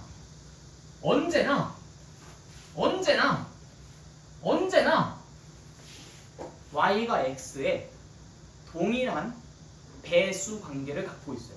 왜냐면 x가 2배 늘어날 때 y도 똑같이 2배 늘어나니까 그들의 격차가 좁혀지지 않는 거야. x가 또 3배 늘어날 때 y도 똑같이 3배 늘어나니까 역시 그들의 격차가 안 좁혀지는 거죠. y가 x의 계속 언제나 몇 배예요? 보세요. 3배, 3배, 3배, 3배. 아, y가 언제나 x의 몇 배 관계가 유지가 된다면, x가 2배 될 때 y도 2배가 되고, x가 3배가 될 때 y도 3배가 되고, x가 4배가 될 때 y도 4배가 되겠구나. 그래서 정비례 관계의 관계식은 y는 a 곱하기 x라는 형태로 써지게 됩니다. 그래서 x에 2배 더 큰 걸 집어넣으면 y도 그것 때문에 2배 더 커지고, x에 3배 더 큰 걸 집어넣게 되면 y도 그 계산 결과에 따라서 3배 더 큰 i가 튀쳐나오는 그런 대응관계. 그래서 관계식이 이렇게 써져 있다. 아, 그놈은 정비례 관계구나 라고 생각해 주시면 됩니다. 정비례 관계구나. 무슨 말인지 이해됐어요? 네, 오케이, 좋습니다. 자, 반비례 관계는 어떤 특징인지 한번 이 예시를 통해서 볼까요? 자, 얘가 2배 늘었어. 얘는 2분의 1배가 되었어. 얘는 3배가 되었어. 얘는 3분의 1배가 되었어. 얘는 4배가 되었어. 얘는 4분의 1배가 되었어. 거꾸로잖아. 자, 그러니까 우리가 무슨 생각을 할 수 있냐면, 야, 그러면 얘네들을 뭐 한 것이 항상 일정하겠네? x랑 y랑 뭘 한 게? 생각해보세요. 보세요. 얘는 2배 늘어날 때 얘는 2배, 얘는 3배 변할 때 얘는 3분의 1배. 자, 그럼 x랑 y랑 서로 뭘 한 게 언제나 일정하게 유지가 돼. 그리고 곱한 게 언제나 일정하게 유지되는 걸 확인할 수 있잖아. 그래서 x, y 두 개 곱한 게 언제나 일정한 숫자가 된다 라고 한다면 그럼 그때 얘는 반비례다라고 주장할 수 있습니다. 그런데 우리가 보통 y는 꼴로 정리하는 걸 좋아해서 양변의 x를 어떻게 해주면 될까요? 나눠주면 되죠. x분의 a라는 꼴로 표현되는 것도 역시 반비례 관계다라고 이야기할 수 있습니다. 자, 여기서 오해하지 마세요. 이렇게 표현되어 있는 것이 정비례다가 아니에요. 이렇게 표현할 수 있는 것이 정비례 관계. 이렇게 표현되어 있다가 반비례 관계가 아니라 이렇게 표현될 수 있는 것이 반비례 관계인 겁니다. 좀 심술부리면서 표현해놨을 수도 있겠죠. 그래서 이걸 가지고 x분의 y가 3이다 이렇게 써놓고서 자 이거 정비례입니까 반비례입니까? 라고 물어보면은 뭐라고 대답해야 될까? 하나 둘 셋. 자 분수만 보고서 반비례라고 하는 사람들 되게 많아요. 자 양변에 뭘 해야 우리가 y는 꼴로 정리할 수 있을까? 언제나 y는 꼴로 통일시켜서 정리를 해보세요. 양변에 뭘 해주면 좋을까? x를 곱해요. x를 곱해야 이 x가 사라지겠죠. x분의 y잖아. 여기 x를 곱해야 y만 덩그러니 있겠죠. 그렇지 않겠어요? 자 그래서 양변에 x를 곱합니다. 자 그럼 이 좌변이 뭐가 돼요? y, 우변은요? 3x. 자 그러면은 정비례야 반비례야? 정비례야 반비례야? 정비례겠지. 이런 식으로.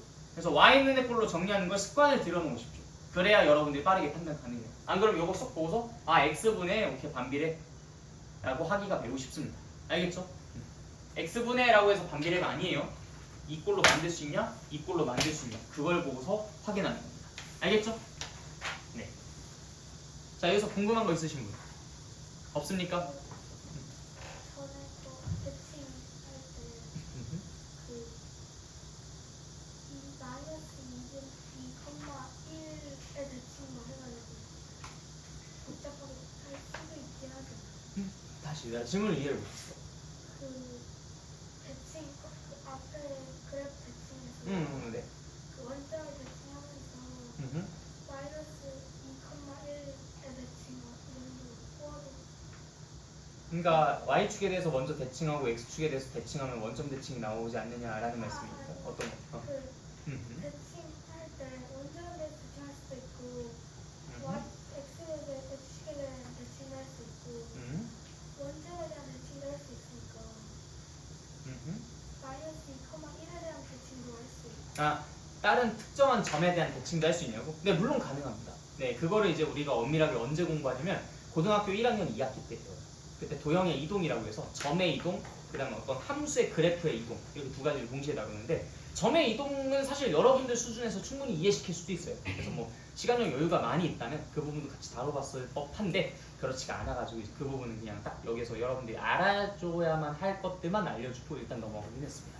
그래서 나중에 여러분들이랑 궁금하면 해보세요. 충분히 여러분들 사고 수준으로 그런 것들 문제 만들어서 풀어볼 수 있습니다.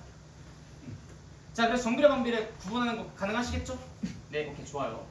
자 그래서 우리가 이제부터 y는 ax, 그다음 y는 x분의 a 이 두 개를 가지고 놀 겁니다.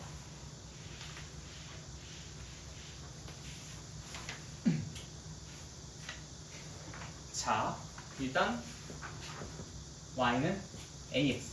자 여기에서 일단 a가 1인 경우가 가장 기본이 되니까 y는 x라는 것부터 먼저 한번 보고 갈게요. y는 x. 자, y는 x라는 것이 결국에는 x랑 y랑 서로 같다는 얘기 아니야? 그쵸? 그럼 x가 0일 때 y는 0이고 x가 1일 때 y는 1이고 x가 2일 때 y는 2. 우리 아까 전에 그래프라는 것이 그 관계식을 참이되게 하는 문자의 값을 순서상으로 표현하여 좌표평 위에 점 찍어 표현한 것이라고 했잖아, 그치? 그럼 우리가 y는 x라는 그 정비례 관계, 그러니까 a가 1인 경우니까 이것도 역시 정비례 관계가 맞죠? 이 정비례 관계를 나타내는 그래프를 그려볼 수가 있겠네. 그래프의 정의가 생각보다 그렇게 어려운 게 아니라 단순했잖아. 그걸 참으로 만족시키는 문자의 값을 순서상으로 하여 좌표평면 위에 점을 찍어 표현하는 시었으니까, 그쵸? 이해됐나요? 네, 오케이, 좋아요. 자, 그러면 x가 1일 때 y가 얼마라고? 1 해서 몇 콤마 몇을? 1,1을. 자, x가 또 2일 때 y는 얼마? 2. 그래서 이제 2,2를. 자, x가 또 3일 때 y는 얼마? 3. 그래서 3,3을. 자, 너무 이렇게 가면 또 한쪽 방향으로만 치우치니까 다시 위로 거꾸로 올라가 봅시다. x가 몇일 때? 0일 때 0. 자, x가 마이너스 1일 때 마이너스 1 이렇게 줘요. 자, 이런 점들을 한번 우리가 좌표평을 위에다 찍어보자. 자, 일단 가장 기본이 있는 거 뭐부터 해볼까? 0,0. 자, 그 다음에 x가 1일 때 y의 값이 1, 1,1. 그 다음에 2,2, 3,3, 마이너스 1, 마이너스 1. 자, 그리고 그 사이사이에 뭐 내가 마음대로 점을 찍지 말라고 하긴 했지만 이 사이사이에 x가 2분의 1일 때 y가 2분의 1, x가 0.9일 때 y가 0.9, x가 3분의 1일 때 y가 3분의 1. 이 점들을 따다다다다다다 찍어볼 수 있지 않겠습니까? 그 순서상들도 다 만들어지는 거죠. 정상적으로. 이거 나이가 아니니까 이 사이에 있는 것도 전부 다 만들어지겠죠? 그래서 점을 콩콩콩콩콩콩 찍어보니까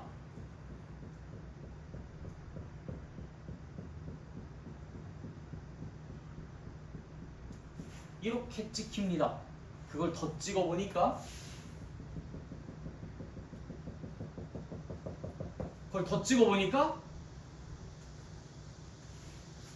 이렇게 해서 만들어지게 되었고요.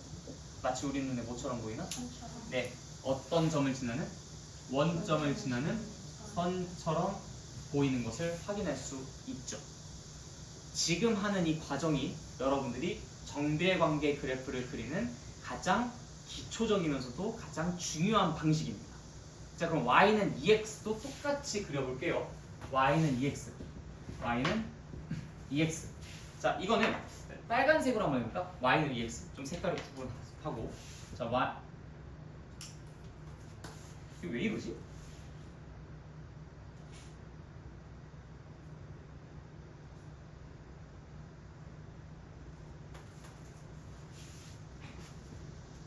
아무래도 죽은 것 같아요. 자, 벌써 오고 있어.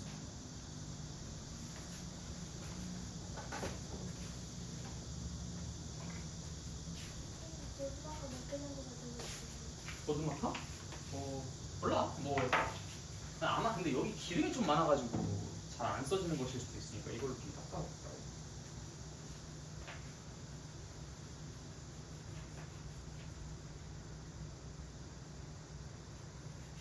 기름.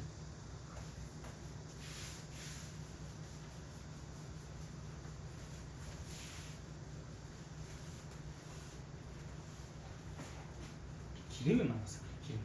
기름 좀 닦아내면 좀 상황이 좀 나아져. 기름이 보였어야 되는 어? 그럼 기름이 보였어야 되는 근데 기름을 벌 세울 수가 없어. 벌 세울 수 있는 것들만 벌 세워야지. 자, 뭐라고 했지? 자, 그래서 y는 2x. 자, 뭐 하면 된다고? 그냥 이 관계식을 참으로 만족시키는 문자의 값을 순서성으로 만들고 좌표평면 위에 점을 찍어 표현하면 되는 거야. 내가 몇 개는 같이 해보고 몇 개는 여러분들 이따 백지 테스트로 써봐라고 미션을 내드릴 거니까 잘 따라와 주십시오. 알겠죠? 네.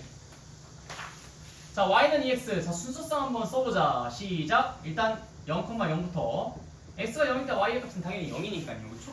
0 대입해봐. 그럼 y는 2 곱하기 0 하니까 이제 0,0 되겠죠? 자, 그 다음 또 x가 1일 때 네, 좋아요. x가 2일 때 좋아요. x가 3일 때 오케이, 좋아요. 자, x가 마이너스 1일 때 네, 좋습니다. 자, 이거를 여기다 점을 하나하나 콩콩콩 찍어보도록 할게요. 자, 일단 뭐에다가 점 찍을까? 네, 원점 0,0 여기 콩. 그 다음에 또 네, 마이너스 1, 마이너스 2. 자, 여기에 점이 찍히겠죠? 얘가 이제 마이너스 1, 마이너스 1이었으니까 여기에 점 콩. 그 다음 또 1,2 콩. 그 다음에 2,4 콩. 그 다음에 3,6 콩. 자, 점들을 사이사이에 또 찍어볼까?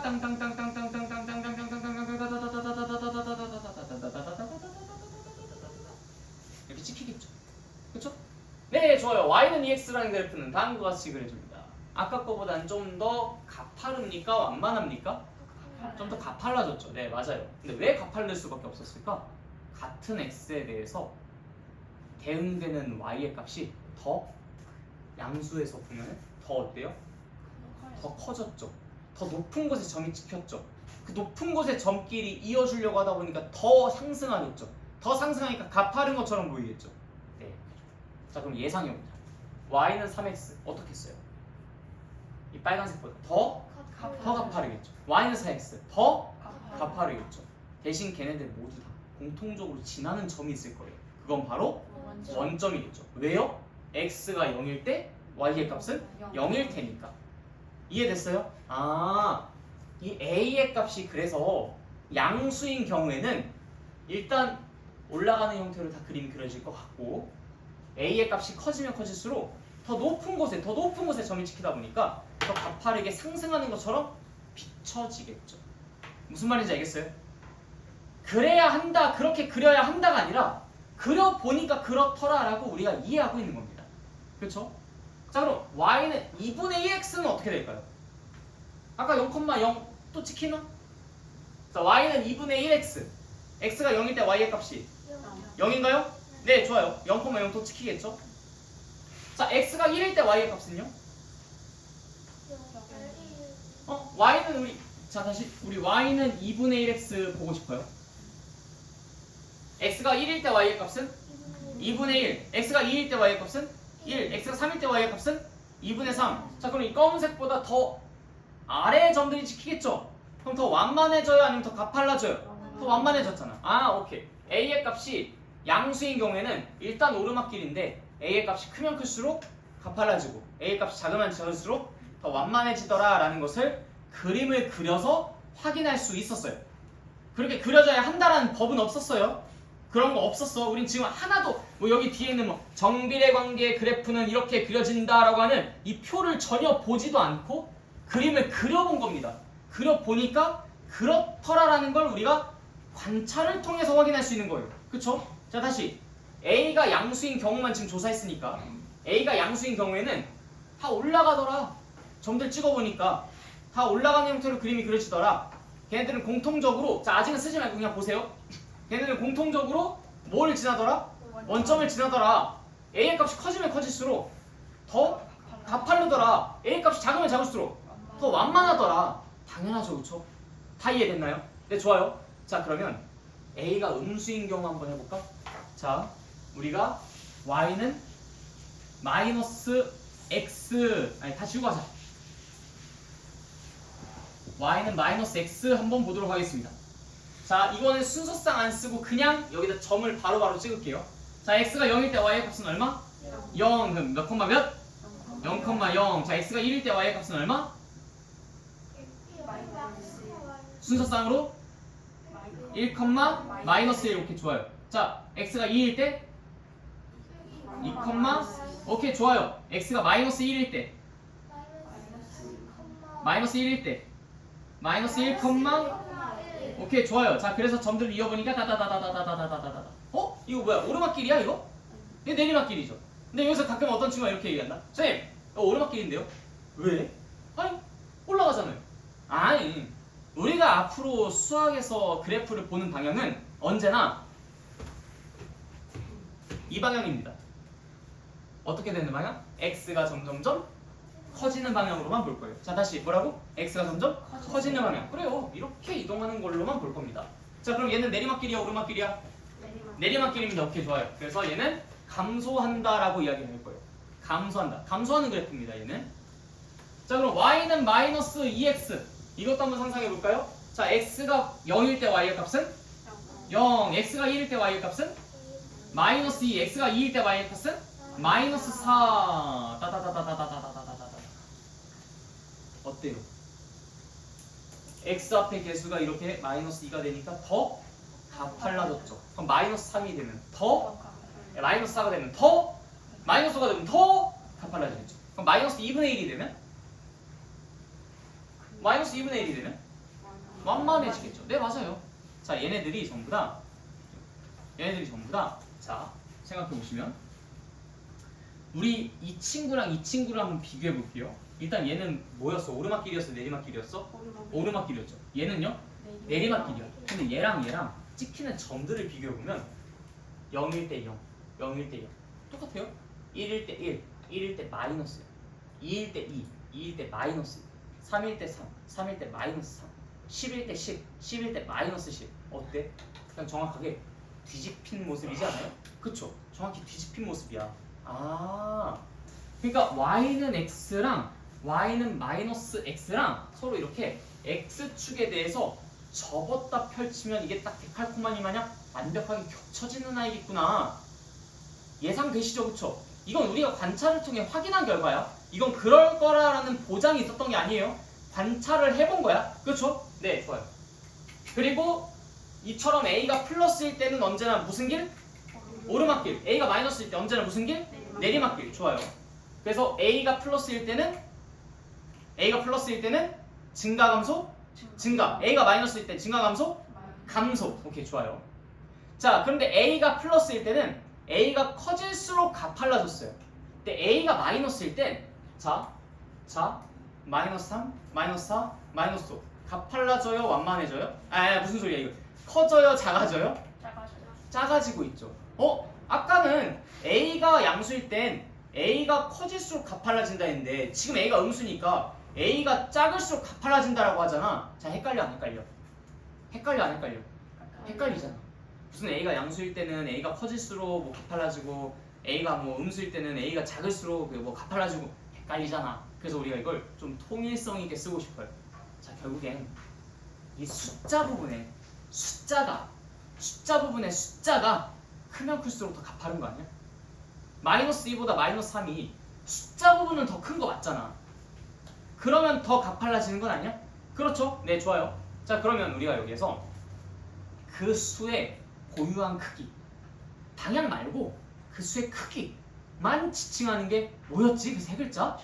그렇지. 자, 그래서 A의 뭐가 커지면 커질수록 A의 절대값이 커지면 커질수록 그래프는 더 가팔라진다라는 걸 경험적으로 확인할 수 있습니다. 그렇죠? 이런 준비가 된 상태로 보세요. 이 표를. 내가 여러분들한테 정말 중요한 거 지금 말씀드리고 싶어서 그래요. 자, 표에 나와 있는 거 한번 볼까요? 자, A가 0보다 클 때 빨간색 그래프처럼 그려진다고 합니다. 206페이지 2번 정비례 관계 y는 ax의 그래프라고 되어 있는 부분이에요. 206페이지입니다. 자, 표 보세요. A가 0보다 클 때 빨간색 그림처럼 그려진대. 오르막길 내리막길. 오르막길. 자, A가 음수일 때 초록색 그래프처럼 그려진대요. 오르막길 내리막길. 내리막길. 자, 이거 당연해 안 당연해? 당연하죠. 이거 왜 써놨나 싶죠, 그쵸? 우리가 이미 잘 알고 있는 건데 괜한 거 알려준다 싶잖아, 그치? 자, 두 번째 그래프의 모양 오른쪽 위로 향하는 직선이래. 당연해 안 당연해? 당연해 안 당연해? 자, A가 양수일 때 오른쪽 위로 향한대. 오른쪽 위로 향한다는 게 무슨 말이야? 오른쪽 위로 향한다. 오르막길이란 얘기야. 오른쪽 아래로 향한다. 내리막길이란 얘기야. 자, 그래서 A가 양수일 때 오른쪽 위로 향하는 직선 맞아 아니야? 맞아. A가 0보다 작을 때 오른쪽 아래로 향하는 직선 맞아 아니야? 감소하는 거 맞아 아니야? 맞죠? 그래요. 당연해 안 당연해? 당연하지. 자, 지나는 4분면 A가 0보다 클 때는 1사분면이랑 3사분면 지난대. 자, 보세요. 이게 몇 사분면이야 이거? 이거는요? 이거는 자, 1사분면 3사분면 지나는 거 맞지? A가 양수일 때 2면 지나는 거 맞죠? 자, A가 음수일 때는 2사분면 4사분면 지나지. 그치? 자, 봐봐. 당연해 안 당연해? 당연하지. 너무 당연히 얘기 써놓고 있어가지고 이 종이가 아까울 정도지. 그치? 자, 마지막 4번 보세요. 증가감소 상태. x 값이 증가하면 y 값이 증가한다. A가 0보다 클 때 x가 증가할 때 y가 증가하는 것 같아요 아니에요? 자, x가 증가할 때 y가 증가해 아니야? 증가하죠. 그쵸? 자, A가 음수일 때 x가 증가할 때 y가 어떻게 돼? 점점점 위로 가 아니면 내려가? 내려가지. 그럼 y 값이 증가해 감소해? 감소하지. 당연해 안 당연해? 당연하지.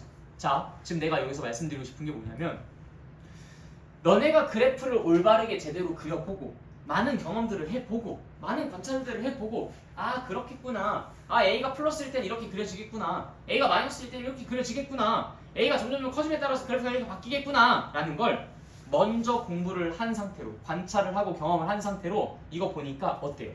너무 당연한 얘기들 투성이지. 근데 만약에 여러분들이 이런 걸 하나도 안 한 상태로 이걸 봤다고 생각해 보십시오. 생각만 해도 끔찍하지 않아요? 이걸 다 외워야 된다니? 말도 안 돼. 그치? 그러니까 이제 우리가 공부를 어떻게 해야 될지 명확해지는 거죠. 내가 먼저 이걸 공부하고 경험을 하고 관찰을 하고 갑인 상태가 되어서 갑과 을의 상태가 되어서 얘가 하는 말을 그냥 예 알겠습니다 이렇게 하는 게 아니라 갑과 갑의 상태가 되어서 우리가 정정당당히 그 사람과 대등한 위치에서 대화를 나눌 수 있는 그런 사람이 되어야지만 이 내용들을 이해할 수 있게 되는 겁니다. 자, 그럼 반비례 관계 그래프도 똑같지 않겠습니까? 그런데 이거는 여러분들에게 미션으로 내어드리죠. 알겠죠? 이것도 정비례 관계를 공부했었던 것처럼 반비례 관계도 똑같이 그렇게 공부를 해주시고요. 그 다음에 여러분들한테 내가 부탁이 있어요. 이 정비례 반비례 과정까지 이렇게 쭉 다 가르친 강의가 저번에 찍어놓은 강의가 있습니다. 그 강의를 보면서 공부를 다시 하시고 여러분들이 다시 반비례 관계 스스로 공부했었던 부분들에 대해서 다시 한번 그 강의를 통해서 체크를 받아보시는 걸 권장드려요. 무슨 말인지 알겠죠? 네. 그럼 저번에 찍었던 강의도 반비례 관계 설명은 있는 거예요? 다 있어요. 그래서 여러분들이 지금 오늘 배운 것들을 바탕으로 정비례 관계까지만 백지 테스트를 나한테 보여주고 오케이 합격, 나머지 반비례는 너가 집 가서 채워봐. 아니다. 반비례까지 그래프를 그려가지고 관찰을 꼭 관찰하고 그 다음에 오케이 여기까지 준비됐으면 됐어. 집에 가서 강의 들으면서 그거 보완해 라고 하면은 이제 그걸 바탕으로 강의를 들으시면서 마지막 최종 보완을 해주시면 됩니다. 알겠죠? 그러니까 일단 여러분들이 이 강의가 끝나고 난 다음에 먼저 백지 테스트를 해요. 정비례 관계까지는 지금 다 배웠죠? 반비례 관계는 아직 안 했잖아. 관계까지만 써요. 반비례 관계까지 그래프 그리는 걸 합니다. 할 거예요. 근데 내가 미션 드린다고 했죠? 그래서 그 미션들을 다 수행하시고 그 다음 나한테 가지고 와서 여기다 내지 말고 나한테 직접 가지고 와서 체크를 받으세요.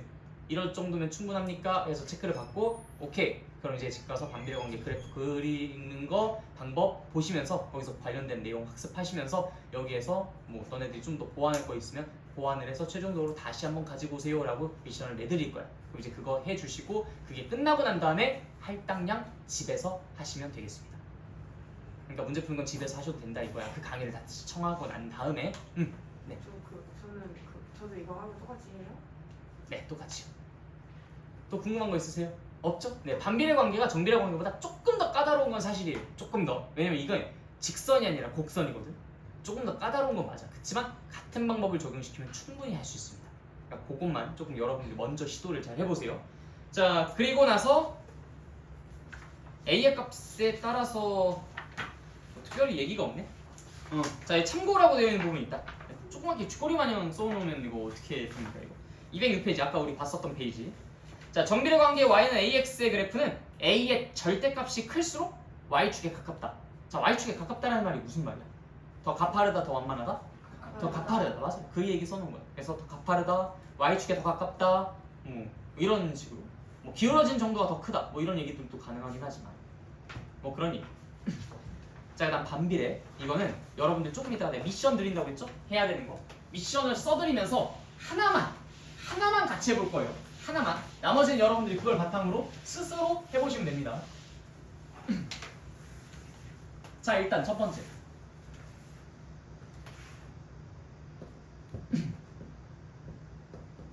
자, y는 x분의 12입니다. 자, 여러분들이 해야 되는 것은 y는 x분의 6, 2번, 3번, y는 x분의 24. 이렇게 총 3개. 그리고 4번. 이제 음수도 해야 되죠. y는 마이너스 x분의 12. 다음 5번. y는 마이너스 x분의 6.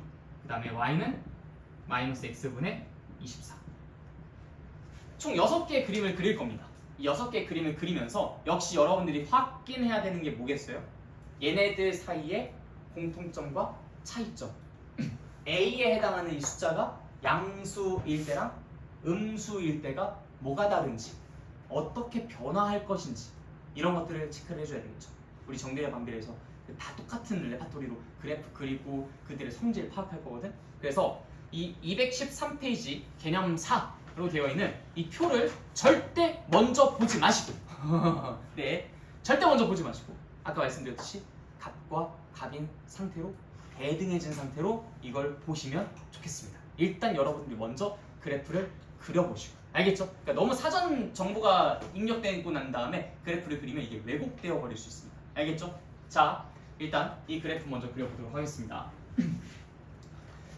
자, 우리가 아까 정비례 관계 그래프 이야기할 때 항상 x는 뭐부터 시작했어요?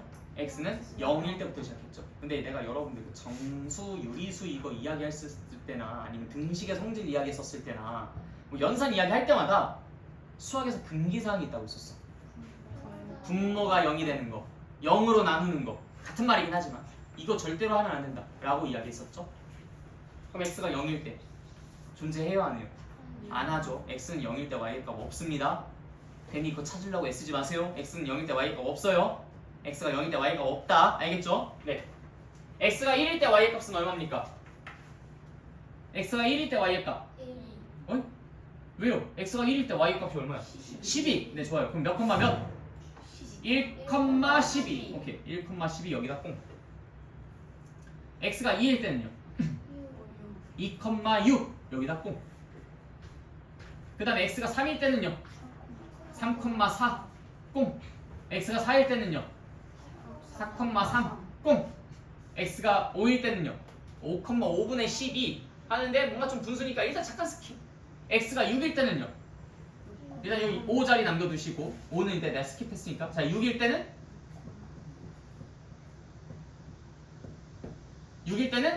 6,2 좋아요. 자, 이 사이사이에 분명히 점들이 있었겠죠? 근데 이게 뭔가 그림이 여러분이 점만 제대로 잘 찍으셨다면 느끼시겠지만 자, 어떤 모습이에요? 이 직선이 아니죠? 곡선입니다. 약간 좀 미끄럼틀 같은 느낌? 이런 느낌? 네. 실제로 이런 그림입니다. 그런데 자 생각해봐. x가 100만, 1000만, 1억, 뭐 100조, 1000해 여러분들이 알고 있는 가장 큰 숫자를 상상해봐도 어쨌든 그것분의 그거는 음수야 양수야? 그렇지. 0에 가까워지긴 하는데 0을 돌파하지 못해. 0에 그냥 계속 가까워지기만 하겠죠. 이걸 우리가 전문적인 용어로 점근선이라고 합니다. 점점 근접해가는 선에서 점근선이에요. 그래서 이 x축이라는 걸 점근선으로 하면서 계속 y가 0에 가까워지기만 합니다. 0이 될 수는 없어요. 0을 돌파할 수도 없어. 어쨌든 0에 가까워지기만 해. 그래서 우리가 이런 식으로 곡선을 그릴 수 있다. x가 마이너스 1일 때도 똑같죠? 마이너스 1일 때 마이너스 12, 마이너스 2일 때 마이너스 6, 마이너스 3일 때 마이너스 4, 마이너스 4일 때 마이너스 3, 마이너스 5 패스, 마이너스 6일 때 마이너스 2 따다다다다다다다다다다다 이런 느낌으로. 어떤 느낌인지 알겠어요? 네, 이렇게 좋아요. 이게 y는 x분의 10이야. 그럼 너네들이 이 녀석들을 따로따로 그림을 그려보면서 아마 내가 좀 권장하기로는 이렇게 3개 한 세트, 이렇게 3개 한 세트 이렇게 묶어가지고 좀 비교해보시는 게 좋지 않을까.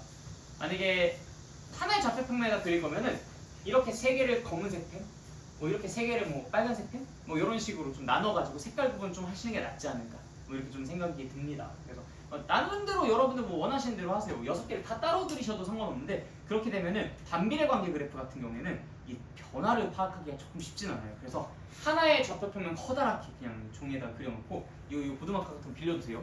십자가 거대하게 딱 그려놓고 지우개로 지워도 안 지워지잖아요. 이거 거대하게 그려놓고 그 위에다가 콩콩콩콩콩 찍어가지고 그림 한번 그려봐. 이게 12에서 6으로 줄어들면 그래프가 어떻게 변하는지, 12에서 24로 늘어나면 그래프가 어떻게 변하는지 대충 근데 상상되지 않아요? 12에서 6으로 줄어들면 똑같은 x에 대해서 y 값이 더 작겠어, 더 크겠어? 더 작겠지. 그럼 어떻게 될까? 이 그래프가 뭔가 아래로 슉 하고 뭔가 꺼지는 듯한 느낌이 들겠죠. 24는 뭔가 위로 상승한다는 느낌이 들겠죠. 그런 느낌이 진짜 실제로 우리의 예상이 맞는가를 해보시면 돼요. 알겠죠? 여기는 좀 반대로 나타날 수가 있고, 얘 음수일 때는 또 어떻게 그림이 그려지는가 하나하나 해보시면 되겠죠. 조심해야 될 것은 x가 0일 때 y 값이 있다 없다? 없다라는 것만 좀 주의해 주시면 좋겠다. 알겠죠? 네, 그렇게 해서 여러분들 스스로 얼마만큼 이걸 해결해 보시는지를 좀 체크를 해보도록 하겠습니다. 그리고 이 파트는 너무 중요한 부분이니까 여러분들이 그래도 정비례 반비례에 대해서 다시 한번 꼼꼼하게 강의를 한번 시청하시면서 제대로 다지기를 좀 해보시면 훨씬 더 좋겠다. 그래서 여러분들 백지 테스트 앞에 깔아놓고 그 강의를 들어주시면서 보완할 부분들을 그 백지 테스트 위에다 보완을 해주시는 방향으로 진행을 하면 좋을 것 같아요. 알겠죠? 1차적으로 내가 먼저 검사를 해드릴게요. 알겠죠? 네, 혹시 궁금한 거 질문할 거 있으시면 없습니까? 그럼 오늘은 여기까지 하도록 하겠습니다. 오케이.